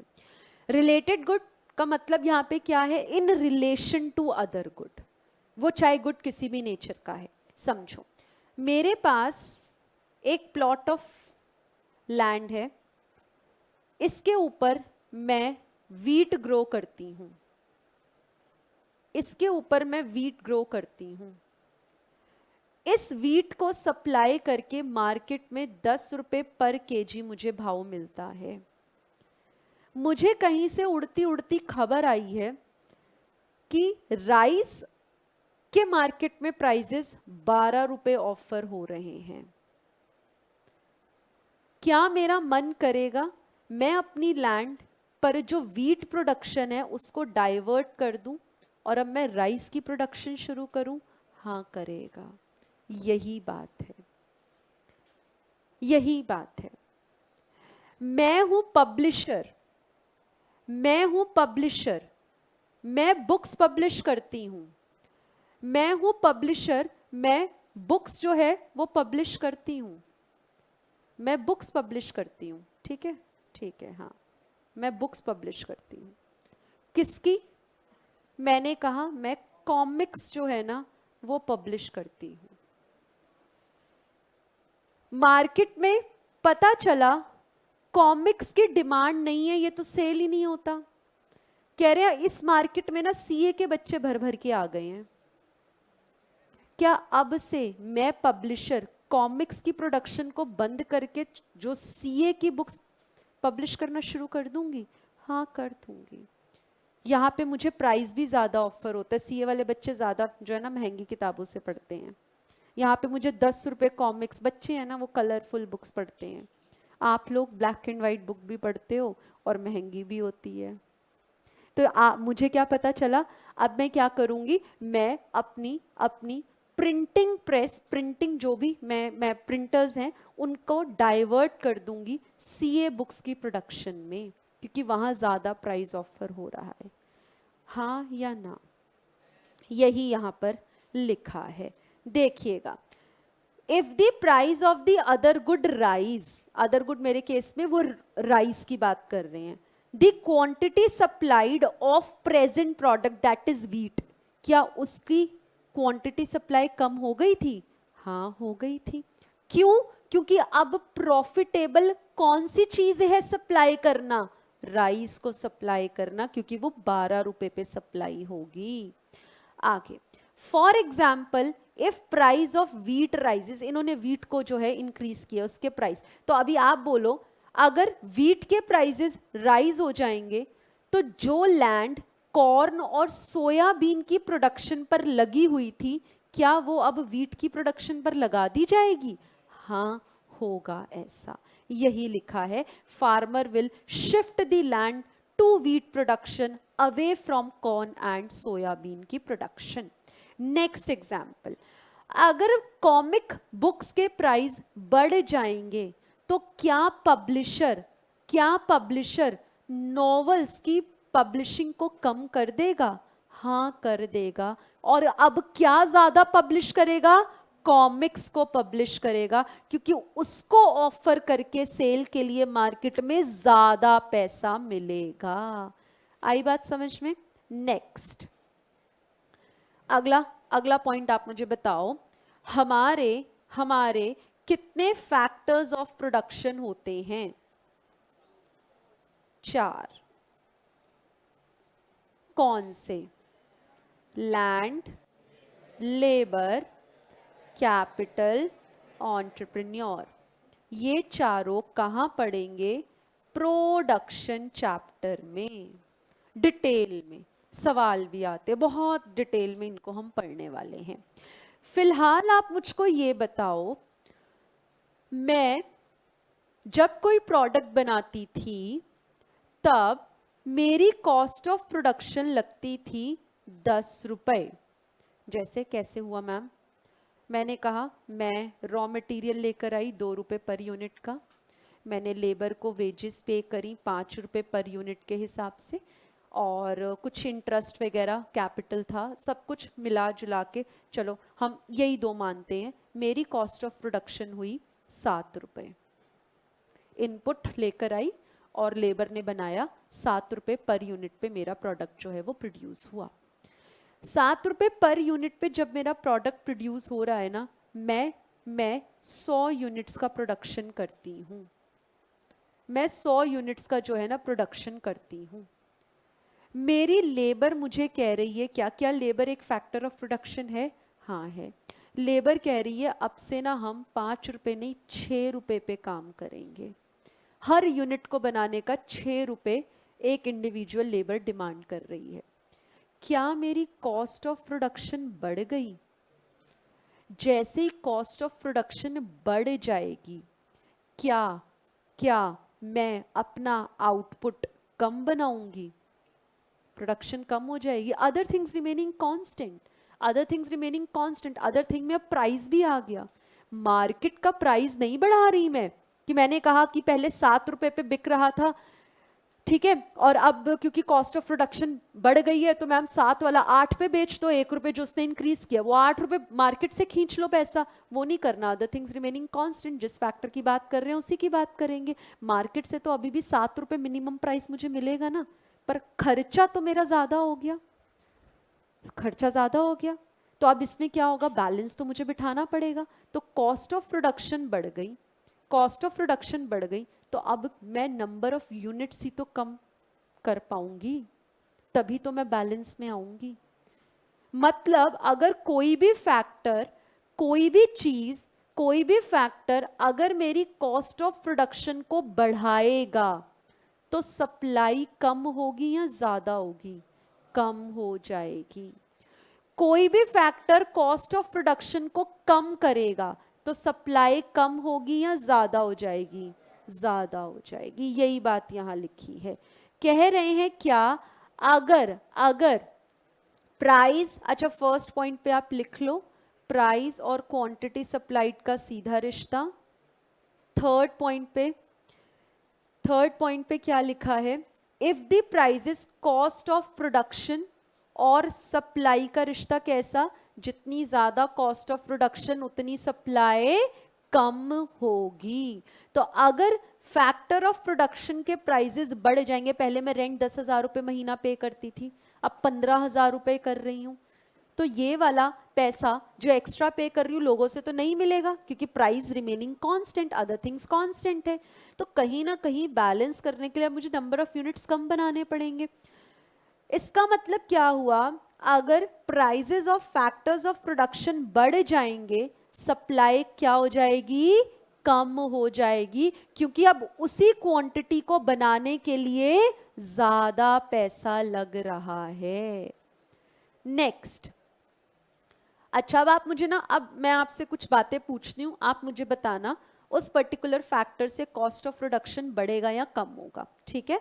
मैंने बोला वेजेस बढ़ गई, कॉस्ट ऑफ प्रोडक्शन क्या होगा, कम या ज्यादा, बढ़ जाएगा।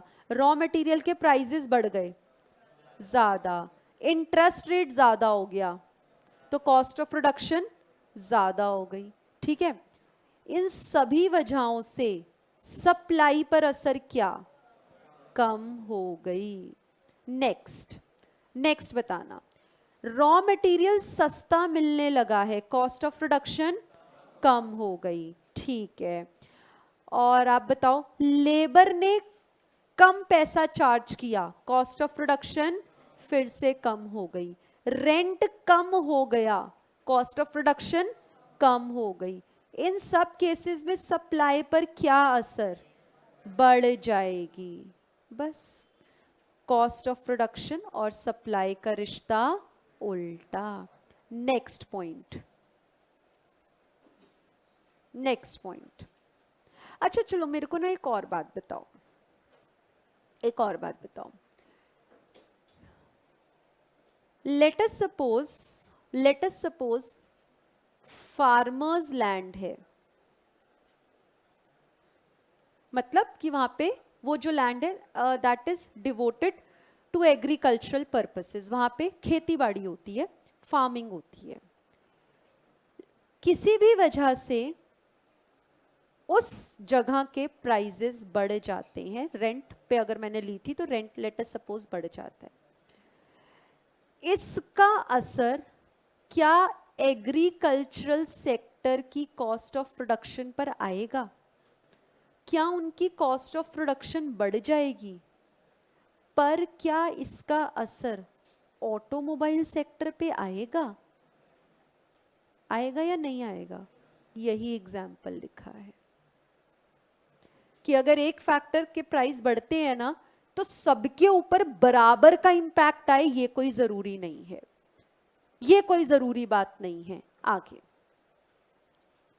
अच्छा जल्दी से बताओ, आप बड़े समझदार हो, क्या बताओगे आप मुझे ये बताओगे, अगर मैं टेक्नोलॉजी अच्छी वाली इस्तेमाल करती हूँ, सोफिस्टिकेटेड टेक्नोलॉजी, एडवांस्ड टेक्नोलॉजी, तो क्या उससे कॉस्ट ऑफ प्रोडक्शन कम होगी या ज्यादा होगी, कम हो जाएगी, जिसकी वजह से सप्लाई फिर से ज्यादा हो जाएगी। और अगर आउटडेटेड टेक्नोलॉजी है तो कॉस्ट ऑफ प्रोडक्शन बढ़ जाएगी। मशीन है, काम करते करते रुक जाती है, अपने आप बंद हो जाती है, 4 बार बंद हो जाती है, क्या इस चीज का असर प्रोडक्शन पर आएगा, काम करने वाली लेबर पर आएगा, उनकी इफेक्टिवनेस, उनकी एफिशिएंसी भी कम हो जाएगी। बार बार बिजली के बटन के पास ही बैठे रहो ऑन ऑफ करने के लिए, एक बंदे को तो इसीलिए अलग से रखना पड़ेगा वेजेस पर कि ये मशीन अपने आप बंद हो जाती है, अपने आप खुल जाती है, तो यहाँ पे बैठ, ये तेरा डेडिकेटेड प्लेस है, यहीं पे उसको सैलरी वेजेस अलग से दोगे। क्या कहने का मतलब, इफेक्टिविटी पर असर आएगा, आएगा, which will ultimately increase the cost of production। पुरानी मशीनरी कितना चला लोगे आप उसको, उसकी भी तो कोई शेल्फ लाइफ है, वो भी तो डेप्रिशिएट होगी, उसकी वैल्यू में भी तो कहीं ना कहीं जो है वो ऑब्सोलीट होगी, वियर एंड टियर होगा। तो जितनी पुरानी मशीनरी अगर वो खराब हो गई है और आप उसी से ही प्रोडक्शन कर रहे हो, अरे अगर 100 यूनिट्स का टारगेट है ना, दिन में 100 यूनिट्स बनाने, क्या बना पाओगे। बार बार तो हम मशीन को ठीक करने में ही लगे रहते हैं, मशीन चल रही थी, रुक गई, बुलाया सर्विस करवाने के लिए, क्या उसकी कॉस्ट नहीं है? क्या वो फ्री में ठीक करके जाएगा? नहीं। तो मतलब जितनी पुरानी हालत में आउटडेटेड टेक्नोलॉजी, उतना ही कॉस्ट ऑफ प्रोडक्शन ज्यादा। इफेक्टिवली क्या सप्लाई ज्यादा कर पाओगे? नहीं कर पाओगे। यहाँ पे भी फिर से वही बात, यही क्या कि अगर टेक्नोलॉजी इंप्रूव्ड है तो कॉस्ट ऑफ प्रोडक्शन कम हो जाएगी, सप्लाई बढ़ जाएगी। और अगर आप आउटडेटेड टेक्नोलॉजी का इस्तेमाल कर रहे हो तो फिर क्या होगा? कॉस्ट ऑफ प्रोडक्शन बढ़ जाएगी और सप्लाई कम हो जाएगा। नेक्स्ट,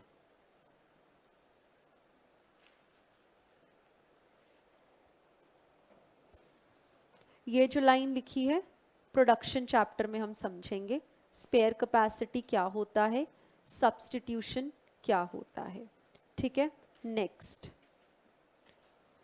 गवर्नमेंट की पॉलिसीज जल्दी से बताओ। सरकार ने हमें सब्सिडी प्रोवाइड की, क्या सब्सिडी आपकी कॉस्ट ऑफ प्रोडक्शन को कम कर देगा? कॉस्ट ऑफ प्रोडक्शन कम होते ही आप सप्लाई क्या बढ़ा दोगे? बढ़ा दोगे।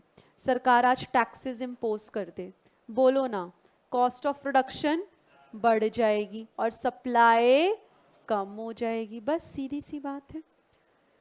सरकार एसईजीज बनाती है, स्पेशल इकोनॉमिक जोन्स, कहती है आप यहाँ पे काम करें, ये एरिया बैकवर्ड एरियाज हैं, इनकी डेवलपमेंट के लिए हम आपको यहाँ पे इनवाइट करते हैं, आप अपने बिजनेस यूनिट यहाँ लगाओ, हम आपको सब्सिडी प्रोवाइड करेंगे, हम आपके इतने जो प्रॉफिट्स है ना कम जो है टैक्सेबिलिटी लगाएंगे, हम आपको पानी बिजली मुफ्त में प्रोवाइड करेंगे। क्या हम मोटिवेट होंगे प्रोडक्शन करने के लिए? होंगे। क्यों? क्योंकि सब्सिडी ने मेरी कॉस्ट ऑफ प्रोडक्शन को कम कर दिया। वहीं अगर टैक्सेस लग जाएंगे, पहले कितने सारे टैक्सेस होते थे, कस्टम, एक्साइज, ऑक्ट्रॉय, बहुत सारे टैक्सेस होते थे। अब एक यूनिफाइड टैक्स सिस्टम जीएसटी आ गया। एनी हाउ फिर भी कुछ चीज़ों पे अभी भी एक्साइज लगता है। तो अगर टैक्सेस लग जाएंगे, क्या कॉस्ट ऑफ प्रोडक्शन बढ़ जाएगी? बढ़ जाएगी। क्या सप्लाई कम हो जाएगी? हो जाएगी। यही पॉइंट यहाँ लिखा है। क्या लिखा है? सब्सिडी या अदर तरीके का कोई फंड मिलेगा तो उससे कॉस्ट ऑफ प्रोडक्शन कम हो जाती है, जिससे सप्लाई बढ़ जाती है। मतलब सब्सिडी मिली तो कॉस्ट ऑफ प्रोडक्शन कम हो गई और सप्लाई बढ़ गई। अगर टैक्सेस इंपोज हुए, कॉस्ट ऑफ प्रोडक्शन बढ़ गई और सप्लाई कम हो गई। चलो नेक्स्ट देखो।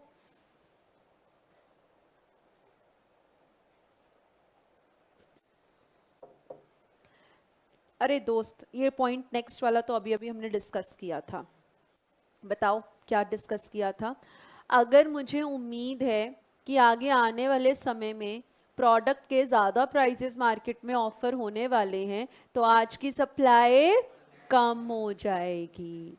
और अगर फ्यूचर में पता चले इस प्रोडक्ट के प्राइसेस ज़्यादा कम ऑफर होंगे मार्केट में तो आज की सप्लाई, बिल्कुल यही बात लिखी है। अगर future prices of the product is expected to increase in future, आगे आने वाले समय में प्राइसेस ज्यादा मिलेंगे तो बाद में ज्यादा सप्लाई करोगे ना, आज की सप्लाई कम हो जाएगी।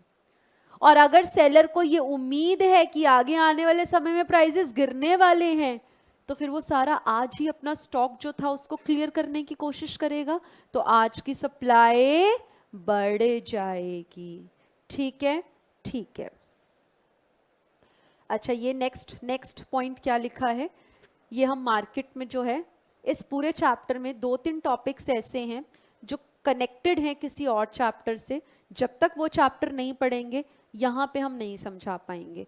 तो ये 7th पॉइंट के साथ आप लिख लो, मार्केट जब हम करेंगे तो वहाँ पे ये पॉइंट अपने आप कवर हो जाता है।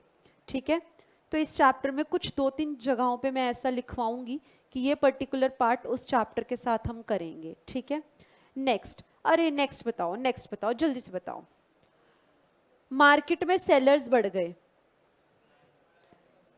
सप्लाई, कितना मुश्किल पॉइंट है, मार्केट से सेलर्स ने एग्जिट मार ली, सप्लाई कम हो गई, मतलब एग्जिट हुआ तो सप्लाई कम हो गई, यही लिखा है यहाँ पे। कह रहे हैं जितने ज्यादा सेलर्स उतनी ज्यादा सप्लाई।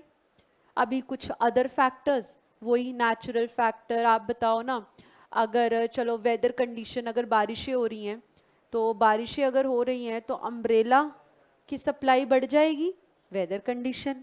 अच्छा, और कौन सा, इंफ्रास्ट्रक्चर फैसिलिटीज, इंफ्रास्ट्रक्चर जैसे रोड ब्रिजेस, ऐसी चीजों को बनाने के लिए जिन जिन चीजों की जरूरत होगी उनकी सप्लाई बढ़ जाएगी। तो ये कुछ अदर हमारे फैक्टर्स जो है ना वो होते हैं। चलो जी क्वेश्चन करेंगे, क्वेश्चन नंबर 11 एंड 24। क्वेश्चन 11, 24, ये दो क्वेश्चन करो। और आप भी हो सके तो टॉपिक के ऊपर लिख लो कि फर्स्ट वाले टॉपिक पे 7, 8 और 27 है टॉपिक से डील करने वाले सवाल, इस टॉपिक से क्वेश्चन 11 एंड 24 है। तो जब आप अपनी प्रैक्टिस बाद में करेंगे आपको हेल्पफुल रहेगा। 11 एंड 24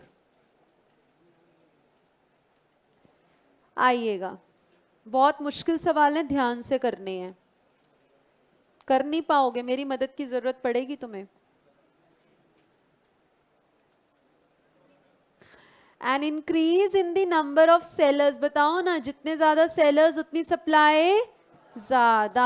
आंसर 11 के बाद 24। चलो करेक्ट स्टेटमेंट बताओ, कह रहे हैं करेक्ट स्टेटमेंट बताओ।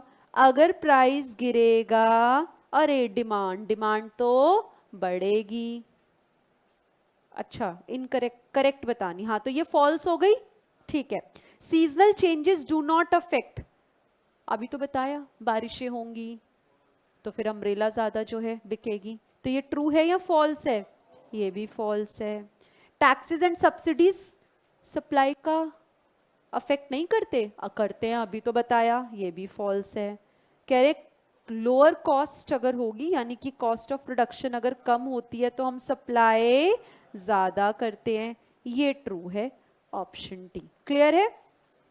चल फिर आगे एक और टॉपिक करते हैं।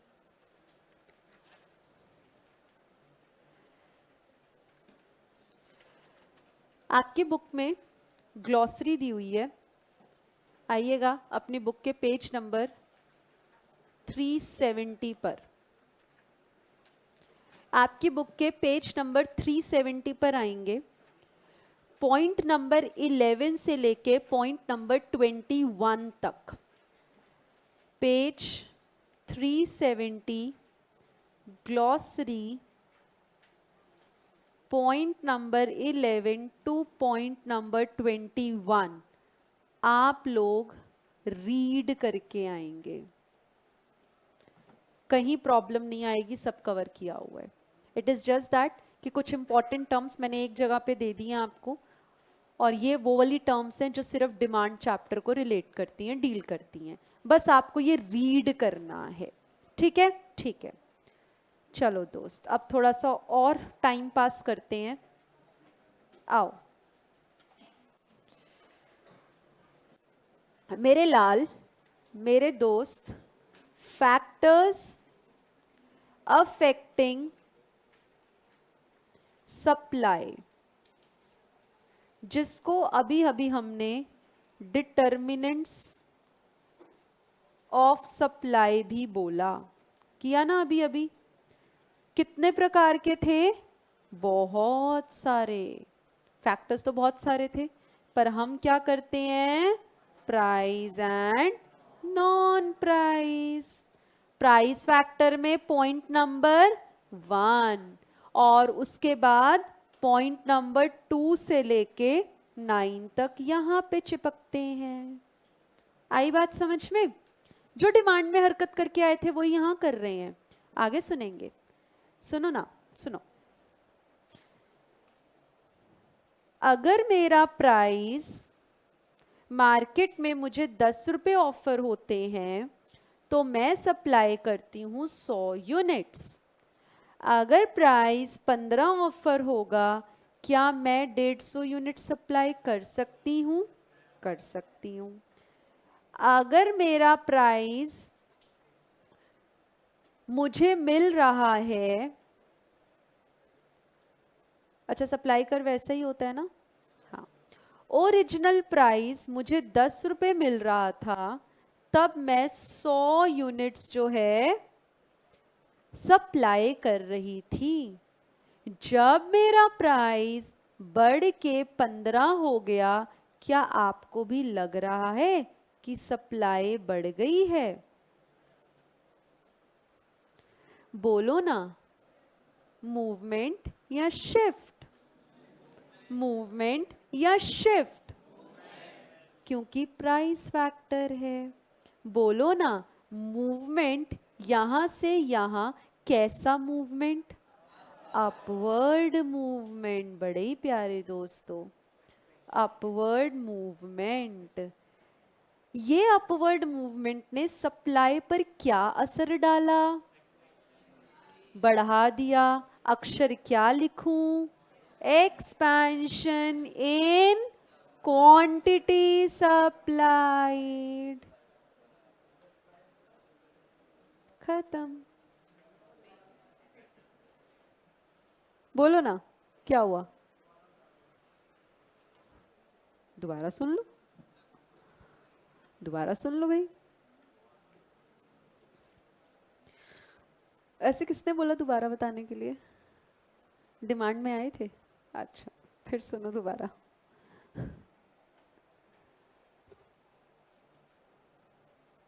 वेरी गुड वंश, बहुत बढ़िया। भूमि गुड। फिर से देखें, कितने बच्चों को नहीं समझ में आया ये कौन सा जादू हो गया? हाँ, कौन बोले कॉन्ट्रैक्शन है ये? बेटा डिमांड नहीं पढ़ रहे, सप्लाई पढ़ रहे हैं। सप्लाई में ये देखो ना, सप्लाई बढ़ गई है, तो अक्षर एक्सपेंशन। ये इसका मतलब समझ आया या नहीं आया? आया। ऐसे करो ना फिर, ठीक है। चलो सुनेंगे एक बार फिर से, प्लीज एक बार फिर से यहां देखेंगे, दोबारा देखेंगे। मैं दोबारा बना रही हूं, बिल्कुल डिमांड वाला टॉपिक।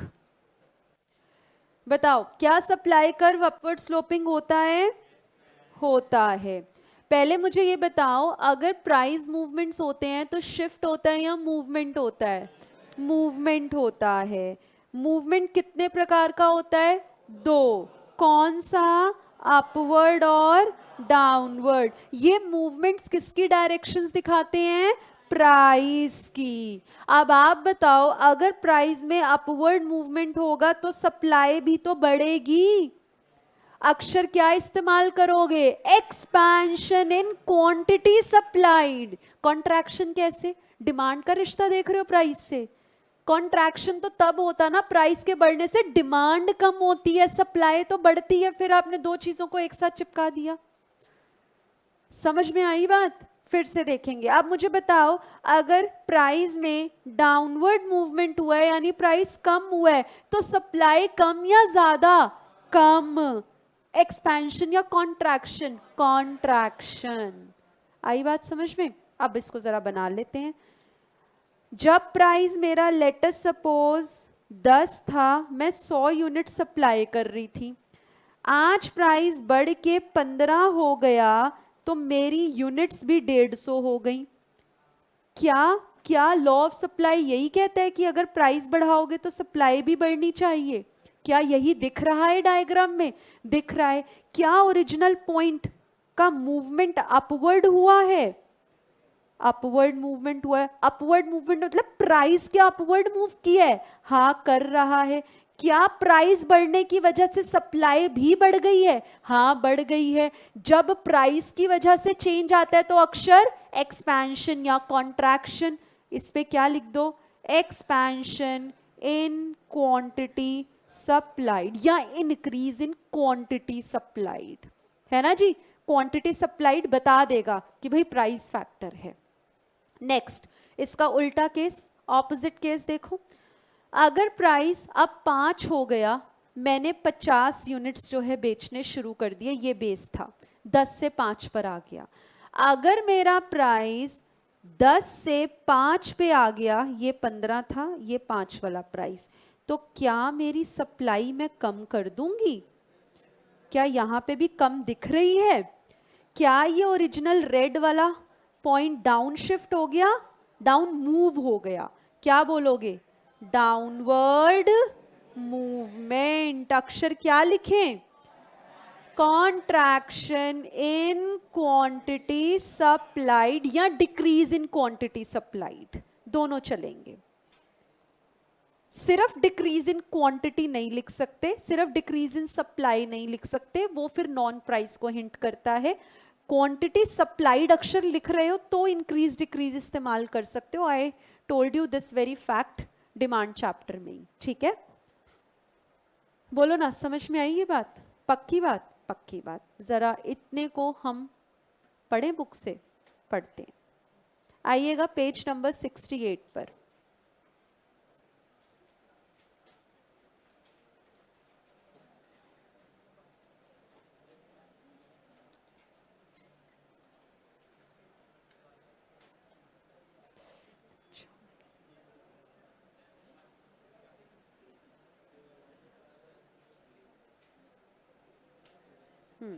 आइएगा, आपकी बुक का पेज नंबर 68 है, देखेंगे यहां पर।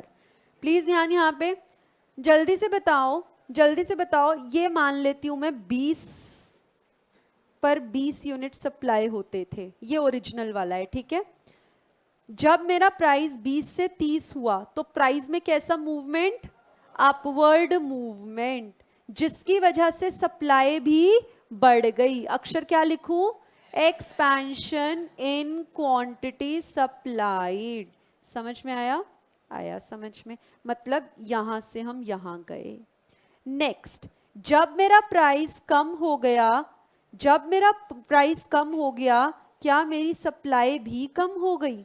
क्या ये पॉइंट यहां पर आ गया? क्या ये डाउनवर्ड मूवमेंट है? क्या इसकी वजह से कॉन्ट्रैक्ट हुई है सप्लाई? क्या ये सही है? बिल्कुल सही है। जरा पढ़ेंगे ये पैराग्राफ, आप पढ़ो, टेक योर ओन टाइम, पढ़ो। कह रहे हैं क्या? सप्लाई इंक्रीज हो जाएगी जब उसका प्राइस इंक्रीज होगा, इसी को कहा जाता है इंक्रीज इन क्वांटिटी सप्लाइड या एक्सपेंशन इन सप्लाई। एक अक्षर का होना जरूरी है, एक्सपेंशन, कॉन्ट्रैक्शन या फिर क्वांटिटी सप्लाइड, दोनों में से कोई भी होगा, अक्षर हमें समझ में आ जाएगा, प्राइस फैक्टर है। क्या इस केस में जब सप्लाई एक्सपैंड होती है वो तभी होती है जब प्राइस अपवर्ड मूव करता है, upward movement on the supply curve. On the contrary, अगर प्राइस गिर जाएगा, क्या कम सप्लाई होगा? Contraction of supply. क्या इस केस में डाउनवर्ड मूवमेंट होगा? हाँ होगा। क्लियर है? नेक्स्ट, नॉन प्राइस फैक्टर पकड़ते हैं अब हम। नॉन प्राइस फैक्टर मतलब प्राइस को छोड़ के कोई भी फैक्टर, नॉन प्राइस फैक्टर। क्या हुआ? जब प्राइस था 10, मैं तब भी 100 यूनिट्स बेचा करती थी। जब प्राइस है 10, अब मैंने 150 यूनिट्स बेचने शुरू कर दिए। ये क्या हो गया? Non price factor. किस वजह से हो सकता है? हो सकता है मुझे सब्सिडी मिली हो सकता है मेरे टैक्सेस को कम कर दिया हो सकता है कॉस्ट ऑफ प्रोडक्शन कम हो गई हो सकता है टेक्नोलॉजी एडवांस हो गई हो। यही सब तो रीजंस होंगे। अच्छा, अगर ऐसी बात है तो बोलो ना, कर्व क्या सप्लाई वाला ऐसे ही बनता है? जब प्राइस 10 था, मैंने 100 यूनिट सप्लाई किए थे। प्राइस तो आज भी 10 है, पर मेरा सप्लाई कर्व शिफ्ट हो गया। क्या नॉन प्राइस फैक्टर्स की वजह से शिफ्ट ही आता था? क्या यहां पे राइटवर्ड शिफ्ट होगा? बहुत बढ़िया। क्या लिखेंगे इसको? Rightward shift. और सप्लाई के लिए अक्षर इंक्रीज इन सप्लाई। अच्छा, नेक्स्ट केस, प्राइस क्वांटिटी 10 था तो भी 100 यूनिट्स, आज 5 हो गया तो भी, सॉरी प्राइस नहीं बदलना, जब 10 था तो भी मेरे 100 यूनिट्स, अभी भी प्राइस 10 है पर मैंने 80 यूनिट सप्लाई करना शुरू कर दिया। क्या ये इसलिए हुआ होगा क्योंकि सरकार ने सब्सिडी देना बंद कर दिया, सरकार ने टैक्सेस को हो सकता है बढ़ा दिया हो सकता है मेरी टेक्नोलॉजी आउटडेटेड हो गई है, हो सकता है लेबर ने वेजेस बढ़वाए हों, हो सकता है रेंट बढ़ गया हो, in all cost of production बढ़ गई हो। क्या इस केस में मेरा सप्लाई कर्व लेफ्ट में शिफ्ट हो जाएगा? क्या लिखेंगे इसको? Leftward shift. और सप्लाई के लिए अक्षर डिक्रीज इन सप्लाई। समझ में आती है बात? श्योर? आइएगा बुक से देखते हैं, देखिएगा ये एरो क्या डिनोट कर रहा है? शिफ्ट या मूवमेंट? कैसा शिफ्ट? Rightward shift. इसकी वजह से सप्लाई बढ़ेगी या कम होगी? अक्षर क्या लिखूं? Increase in supply. यानी कि ये काम नॉन प्राइस फैक्टर्स की वजह से होता है ना जी? यहां पे बताओ एरो क्या डिनोट कर रहा है? लेफ्टवर्ड शिफ्ट, जिसकी वजह से सप्लाई क्या हो गई? Decrease in supply.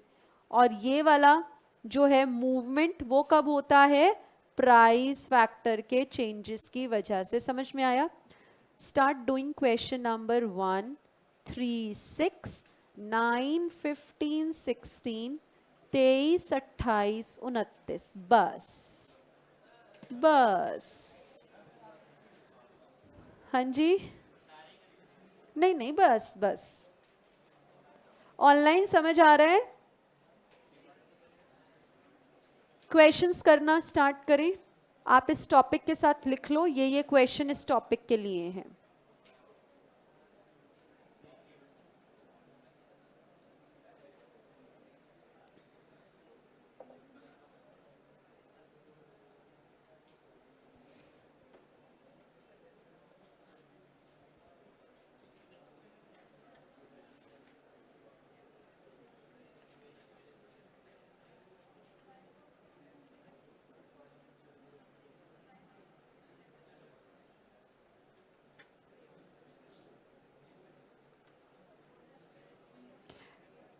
हम साथ में करते हैं, आपने तो बातें शुरू कर दी हैं। करिएगा question number 1। Suppose that workers in steel plant manage to force a significant increase in their wage package. क्या wages increase होने से cost of production बढ़ जाएगा? क्या supply कम हो जाएगी? क्या supply इसलिए कम हुई है क्योंकि prices कम ऑफर हो रहे हैं? wages क्योंकि बढ़ गई हैं? प्राइस या non price? Non price factor की वजह से शिफ्ट या मूवमेंट? यहां पे क्योंकि सप्लाई कम हुई है तो शिफ्ट कौन सा? Leftward shift. आपका आंसर बहुत बढ़िया। एक मिनट,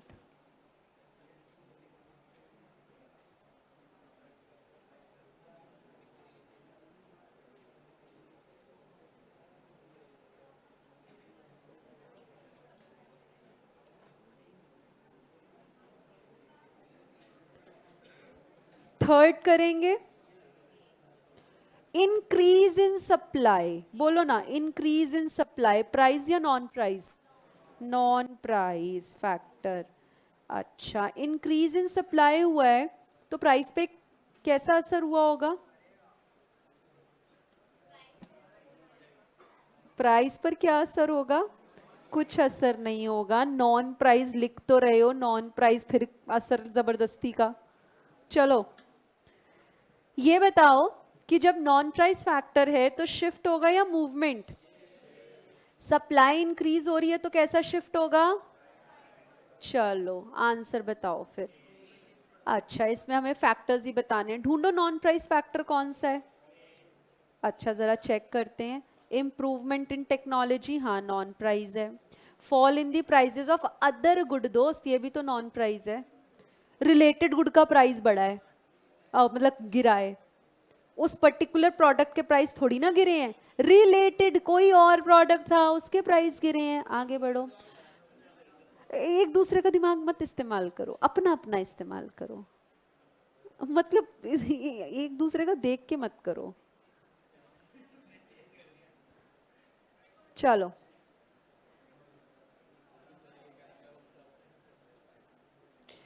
देखेंगे। Fall in the price of factors of production. Factor of production अगर मेरा कम हो गया तो सप्लाई मेरी बढ़ जाएगी। क्या ये भी नॉन प्राइस है? सारे ही नॉन प्राइस हैं। थर्ड के बाद आप करो sixth question. Contraction of supply, जल्दी से बोलो। कॉन्ट्रैक्शन प्राइस या non price? Price. Supply contract कब होगा? अच्छा पहले तो ये बताओ, प्राइस फैक्टर है तो मूवमेंट या शिफ्ट? मूवमेंट। और अगर कॉन्ट्रैक्शन हुआ है सप्लाई में तो प्राइस बड़ा होगा या कम? कम हुआ होगा, तो मतलब डाउनवर्ड मूवमेंट। अक्षर क्या इस्तेमाल करोगे? कॉन्ट्रैक्शन ऑफ सप्लाई दे ही रखा है। चलो जवाब दो फिर इसका। B, decrease in the price of the good concern. Ninth करेंगे। बुक मार्केट में, इस सवाल को थोड़ा इंपॉर्टेंट मार्क करेंगे। अभी समझा रही हूं, मेरे पास बाद में डाउट आएंगे क्योंकि अभी हम सही से सुनेंगे नहीं, तो अभी सही से सुनिएगा। क्या? In the book market supply of books will decrease if any of the following will happen accept.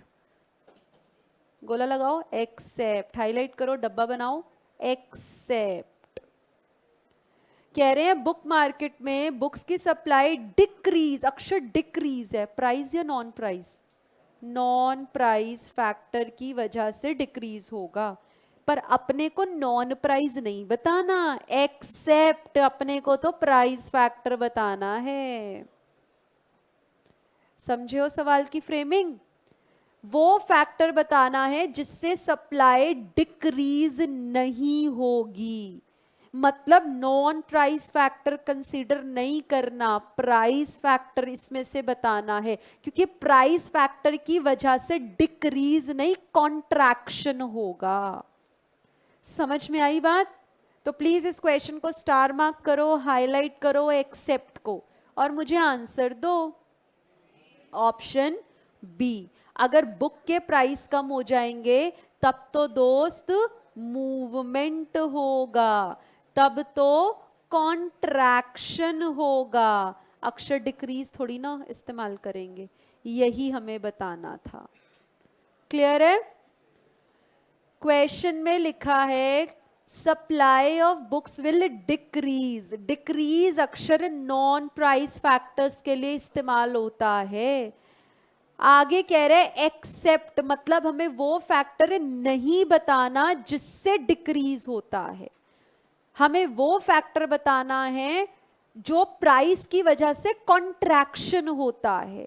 Option B में अगर बुक के प्राइस कम होंगे तो कॉन्ट्रैक्शन होगा, डिक्रीज अक्षर इस्तेमाल नहीं होगा। तो बेटा फ्यूचर का हो रहा है ना, नॉन प्राइस हुआ ना, फ्यूचर के प्राइस की बात हो रही है। क्या चीज? अरे बेटा पर प्राइस तो फ्यूचर का है ना, आज का प्राइस थोड़ी है सी ऑप्शन में, तो नॉन प्राइस बन गया ना। फिर से सी में कंफ्यूजन हुआ है, कह रहे हैं ma'am increase in the future price. Price future का है, अभी का थोड़ी है। ये तो क्वेश्चन हमने डिमांड में भी ऐसा फैक्टर किया था। फ्यूचर के प्राइस नॉन प्राइस फैक्टर, या आज के प्राइस आज की supply, that is price factor. Future का प्राइस नहीं कंसीडर करना, वो नॉन प्राइस है। ठीक है ये बात? आगे बढ़ेंगे नाइन्थ के बाद 15। सी बता दिया दोस्त, आर्ची समझ में आया? सी में फ्यूचर के प्राइस की बात हो रही है, आज के प्राइस की बात नहीं हो रही। 9 के बाद 15. When the supply curve moves to the left, it means, जल्दी से बताओ. When the supply curve moves to the left, जल्दी से बताओ. Price factor, non price. Leftward shift, shift की बात हो रही है ना, लेफ्ट और राइट में तो शिफ्ट होते हैं. किसकी वजह से? Non price. मतलब लेफ्ट में शिफ्ट होना. सप्लाई कम हुई या बढ़ी? सप्लाई कम हुई है. अक्षर क्या लिखेंगे? Decrease in supply. क्या प्राइस चेंज हो रहा है? नहीं. प्राइस क्या है? वो तो कांस्टेंट है. अब जवाब दो मुझे. A option.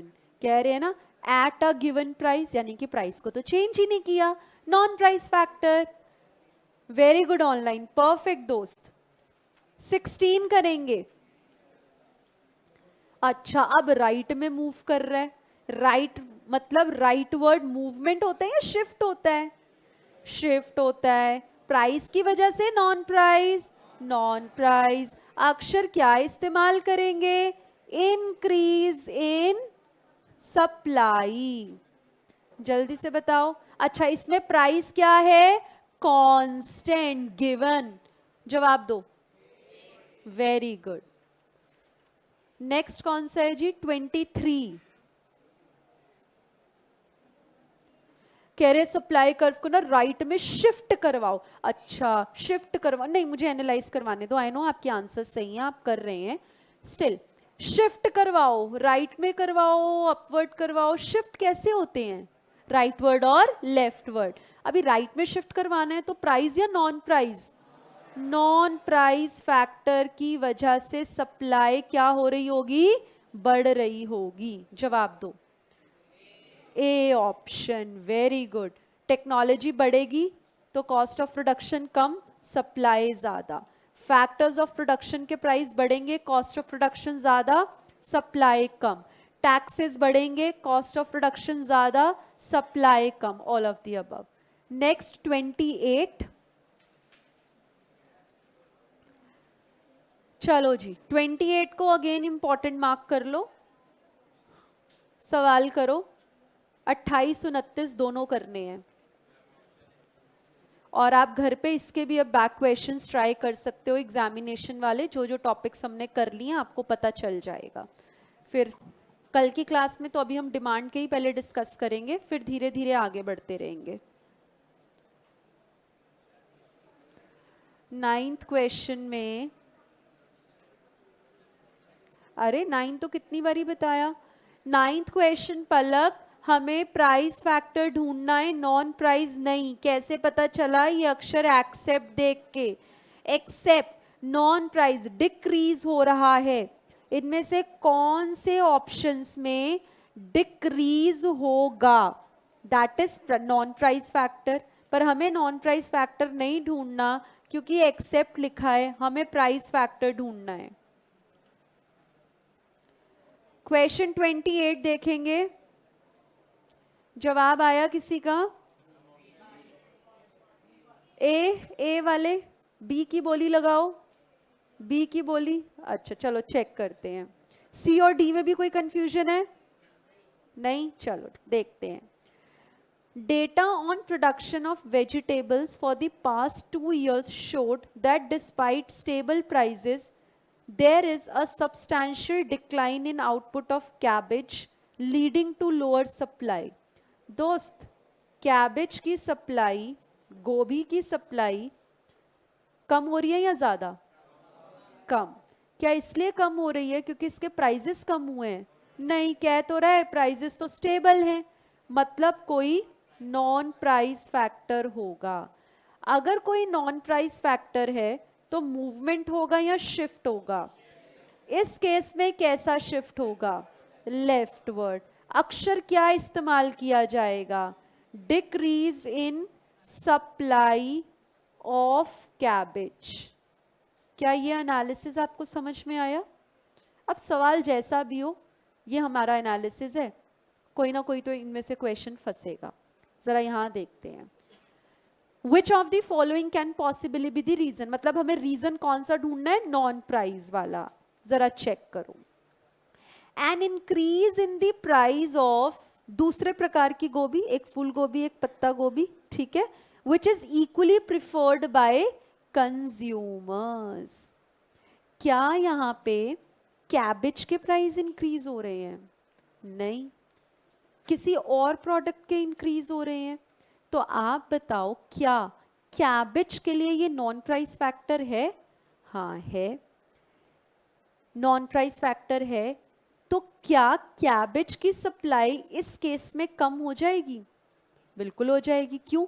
क्योंकि इसका दूसरा related product that is cauliflower, उसके प्राइसेस बढ़ रहे हैं, तो इसकी सप्लाई बढ़ जाएगी और कैबेज की सप्लाई कम हो जाएगी। Option A. Let us check out option B. Announcement of a subsidy, अरे मेरे लाल, सब्सिडी मिलेगी तो कॉस्ट ऑफ प्रोडक्शन कम होगी, सप्लाई बढ़ेगी। अपने को सप्लाई कम करवानी है सवाल में, सवालों को सही से पढ़ें। नेक्स्ट ऑप्शन, जितने ज्यादा सेलर्स उतनी सप्लाई ज्यादा, हमें तो कम करवानी है, आगे बढ़ें। Substantial decrease in the price of capsicum, capsicum के प्राइस कम हो जाएंगे तो कैप्सिकम की सप्लाई कम हो जाएगी, उस केस में कैबेज की सप्लाई बढ़ जाएगी। ये भी काम का ऑप्शन नहीं है। समझ में आया? नेक्स्ट करेंगे 29। पहले हम इस ग्राफ को एनालाइज करेंगे। ग्राफ में डिमांड कर्व है या supply curve? Supply curve. Shift हो रहा है या मूवमेंट? कैसा शिफ्ट? Leftward shift. प्राइस या नॉन प्राइस? Non price. चलो सवाल कर डालो। ऑप्शन बी जरा चेक कर लेते हैं। Fall in wage cost. अच्छा, wage cost, wage cost, wage cost, cost of production क्या हो जाएगी? इससे कम हो जाएगी। सप्लाई क्या हो जाएगी? अपने को क्या करवाना है? कम करवाना है। अच्छा, आंसर बी है। मैं पहले सी और डी को एनालाइज करते हैं। An increase in subsidy, subsidy मिलेगी, कॉस्ट ऑफ प्रोडक्शन कम, सप्लाई ज्यादा। Next option, decrease in the price, इसी प्रोडक्ट का प्राइस अगर डिक्रीज होगा तो बोला ना शिफ्ट होगा कि मूवमेंट होगा? वहां पे तो मूवमेंट होगा, अपने को शिफ्ट करवाना है। समझ में आया डी में क्या पंगा था? Decrease in the market price of the product concerned, जो सवाल जिस भी प्रोडक्ट के लिए ये डायग्राम दिया है, ग्राफ दिया, उसी के प्राइसेस गिर जाएंगे तो प्राइस फैक्टर हुआ, फिर तो मूवमेंट होगा, शिफ्ट काहे को होगा? अपने को तो शिफ्ट वाले फैक्टर्स देखने हैं। आइएगा बी ऑप्शन पे। Shortage of raw material, raw material की सप्लाई कम है, क्या रॉ मटेरियल ज्यादा रेटों पर अब मिलेगा? तो क्या कॉस्ट ऑफ प्रोडक्शन मेरी बढ़ जाएगी? क्या इसकी वजह से मैं कम सप्लाई करूंगी? यही तो मुझे करवाना था। Option B. आई बात समझ में? ठीक है, आगे सुनेंगे।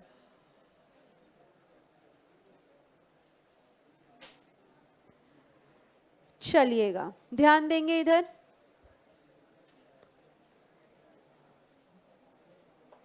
लॉ ऑफ डिमांड क्या होता था? Other things remaining constant. हाँ, सेटिरस पेरिबस। आप ही की तो नहीं आईडी है? किसने बोला सेटिरस पेरिबस? आपने? अच्छा, आपने। चलो, other things remaining constant, law of demand क्या कहता है? प्राइस ज्यादा, क्वांटिटी डिमांडेड कम, प्राइस कम, डिमांड ज्यादा। अच्छा, other things remaining constant, law of supply क्या कहेगा? प्राइस ज्यादा, सप्लाई ज्यादा, प्राइस कम, सप्लाई कम। यहाँ प्राइस और क्वांटिटी डिमांडेड का उल्टा रिश्ता, यहाँ प्राइस और क्वांटिटी सप्लाइड का सीधा रिश्ता। यहाँ कर्व बनता था डाउनवर्ड स्लोपिंग, यहाँ बनेगा अपवर्ड स्लोपिंग। बस खत्म कहानी, खत्म कहानी। चलो बुक से पढ़ते हैं। Law of supply can be stated as other things remaining constant, that is ceteris paribus quantity of a good produced and offered for sale. Supply की तो बात कर रहे हैं इतने लंबे अक्षरों में। Quantity produced and offered for sale is as good as supply. सीधा ही लिख देता quantity supplied. Will increase as the price of the good rises and decrease as the price falls. चलो दोस्त आगे बढ़ो फिर। ये अभी इतनी देर से मैं बना रही थी क्या, मैंने कहा जब मेरा प्राइस था 10 मैं सप्लाई 100 यूनिट्स करती थी, जब मेरा प्राइस 15 हुआ 150 सप्लाई किया, प्राइस 5 हुआ मैंने 80 या 50 या जितना भी सप्लाई किया। क्या ये टैबुलर प्रेजेंटेशन है? किसकी? प्राइस की और कॉरेस्पॉन्डिंग क्वांटिटी सप्लाइड की। क्या टैबुलर प्रेजेंटेशन को शेड्यूल बोल सकती हूँ? क्या ये सप्लाई शेड्यूल है? बिल्कुल है, आइएगा। सप्लाई शेड्यूल टैबुलर प्रेजेंटेशन किसका? लॉ ऑफ सप्लाई का। और लॉ ऑफ सप्लाई क्या दिखाता है? वेरियस प्राइजेस और कॉरेस्पॉन्डिंग क्वांटिटीज। ठीक है जी। It shows different prices of a commodity and corresponding quantities. आगे आएंगे। सप्लाई कर्व क्या सप्लाई शेड्यूल का ग्राफिकल प्रेजेंटेशन है? याद करो ना, डिमांड शेड्यूल क्या होता था? Tabular presentation of law of demand. Demand curve क्या होता था? Graphical presentation of demand schedule. आज लॉ ऑफ सप्लाई, सप्लाई के रिस्पेक्ट में बात कर रहे हैं, तो टैबुलर प्रेजेंटेशन सप्लाई शेड्यूल कहलाएगा और सप्लाई शेड्यूल का ग्राफिकल प्रेजेंटेशन सप्लाई कर्व कहलाएगा। ये दो लाइंस दी हैं न्यूली एडेड, पहले नहीं थी, कुछ समय पहले ऐड हुई है। क्या लिखा है जरा समझिएगा। बस ये लास्ट दो लाइंस ये मैंने आपको करवा दिया है, बाकी का लास्ट दो लाइंस जरा समझे। It will not take much time, please ध्यान यहाँ पे ध्यान दीजिएगा। आपने कभी कभी क्या ऐसी बात सुनी है, हम कुछ परचेस करने गए, हमने उनको कहा बार्गेन कर लो, बार्गेनिंग हमने किया, उन्होंने बोला ये 100 रुपए की है, हमने कहा ठीक ठाक लगा लो, तो कहते हैं आप बोलो क्या प्राइस। तो अब साथ में अगर मम्मा जाती हैं तो 100 रुपए वाली चीज़ तो 20 रुपए से कम बोलती नहीं है, मम्मा है भाई, बार्गेनिंग स्किल्स गजब। तो क्या हुआ, मम्मा ने बोला 100 रुपए वाली चीज़ का रेट उन्होंने सीधा सीधा बोलेंगी 20 रुपए से शुरुआत करेंगी, और हम जो है कहीं इधर उधर छुपते हुए भाग रहे होते हैं। तो ऐसा ही हुआ, ऐसा ही हुआ। अच्छा फिर मज़े की बात ना क्या होती है, घर पे आके जब वो चीज़ चेक करते हैं ना, फिर मम्मा कहती है जाके ना बदलवा कर आ जा। गजब बेइज्जती। एक तो वैसे ही इतने बढ़िया बार्गेनिंग स्किल्स, 100 रुपए वाली चीज़ मम्मा 20-30 रुपए में ले आती हैं, और उसके बाद घर चेक करने के बाद पता चलता है साइज़ छोटा है, अच्छा नहीं लग रहा, फॉर व्हाटसोएवर रीज़न वापस करवाने आप ही को भेजेंगी। जा बेटा वो जो दूसरा पसंद किया था ना वो ले आइयो इसकी जगह, इतने में ही लाइयो, ज़्यादा बोले ना पैसे मांगे तो दियो मत, कहीं बच्चा समझ के कहे 10-20 रुपए फालतू दे दो। क्या ऐसी बातें होती हैं? हाँ होती हैं, हाँ बिल्कुल होती है, मुझे पता है ना, होती है। अरे देखो दोस्त, हाँ हमारे साथ भी हुई है, क्यों नहीं हुई है ना, हम भी बच्चे थे ना। मैं तुमसे बस 1-2 साल छोटी हूँ, ज़्यादा फर्क नहीं है। चल अच्छा इधर देखो, आइएगा इधर देखो। तो फिर क्या होता है, भैया जी क्या बोलते हैं, अरे बस करो मुझे पता है मजाक था, दिल पे मत लो।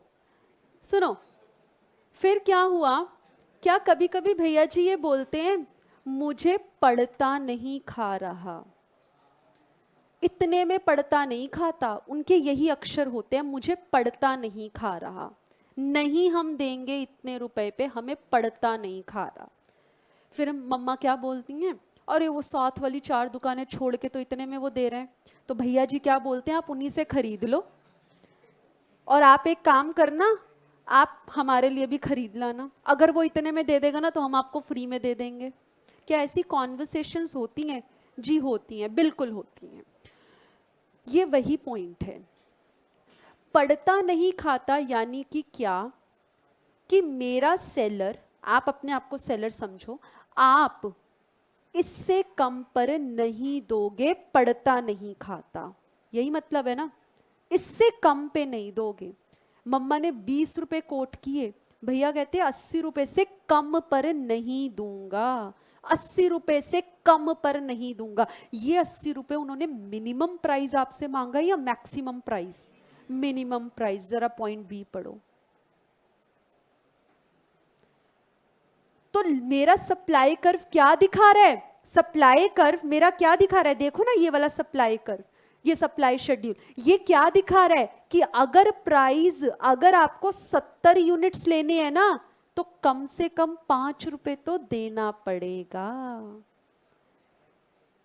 और अगर आपको 5 रुपए देने हैं ना तो 70 यूनिट से ज्यादा नहीं दूंगा। प्राइस कैसा? मिनिमम। क्वांटिटी कैसी? मैक्सिमम।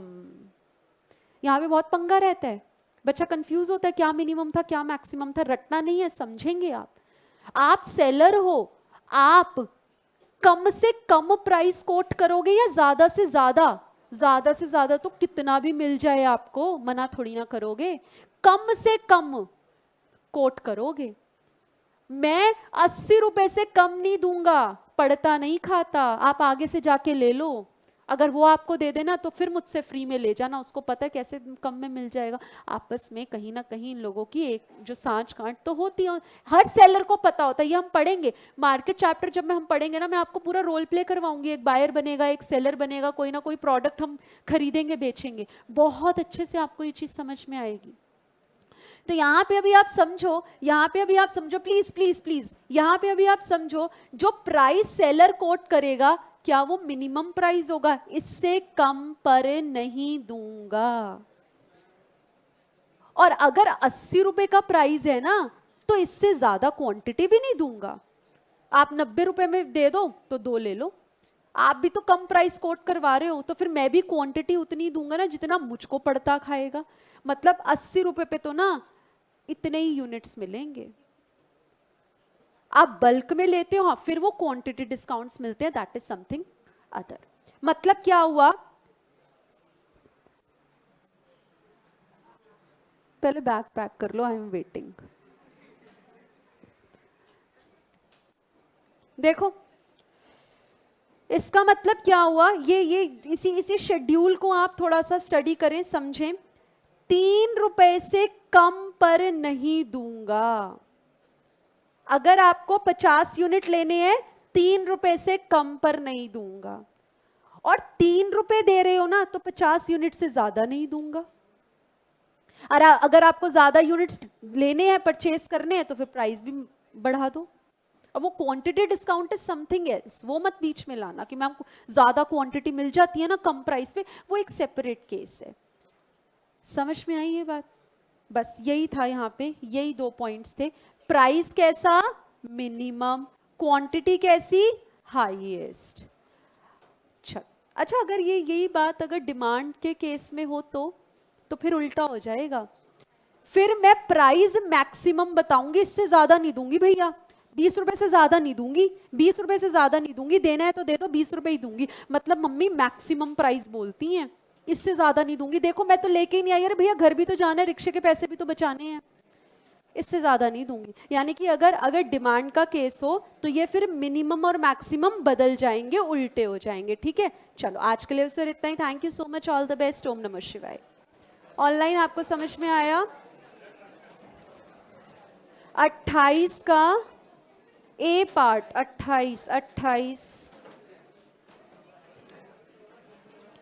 28 के ए पार्ट, यही तो आंसर है। दूसरा कोई प्रोडक्ट है, उसके प्राइस बढ़ जाएंगे तो उसकी प्रोडक्शन ज्यादा होगी। ठीक है,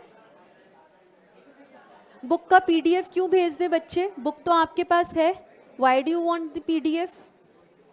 फर्स्ट चैप्टर हमने पीडीएफ फॉर्म में भेजा था क्योंकि तब बच्चों के पास बुक्स पहुंची नहीं थी।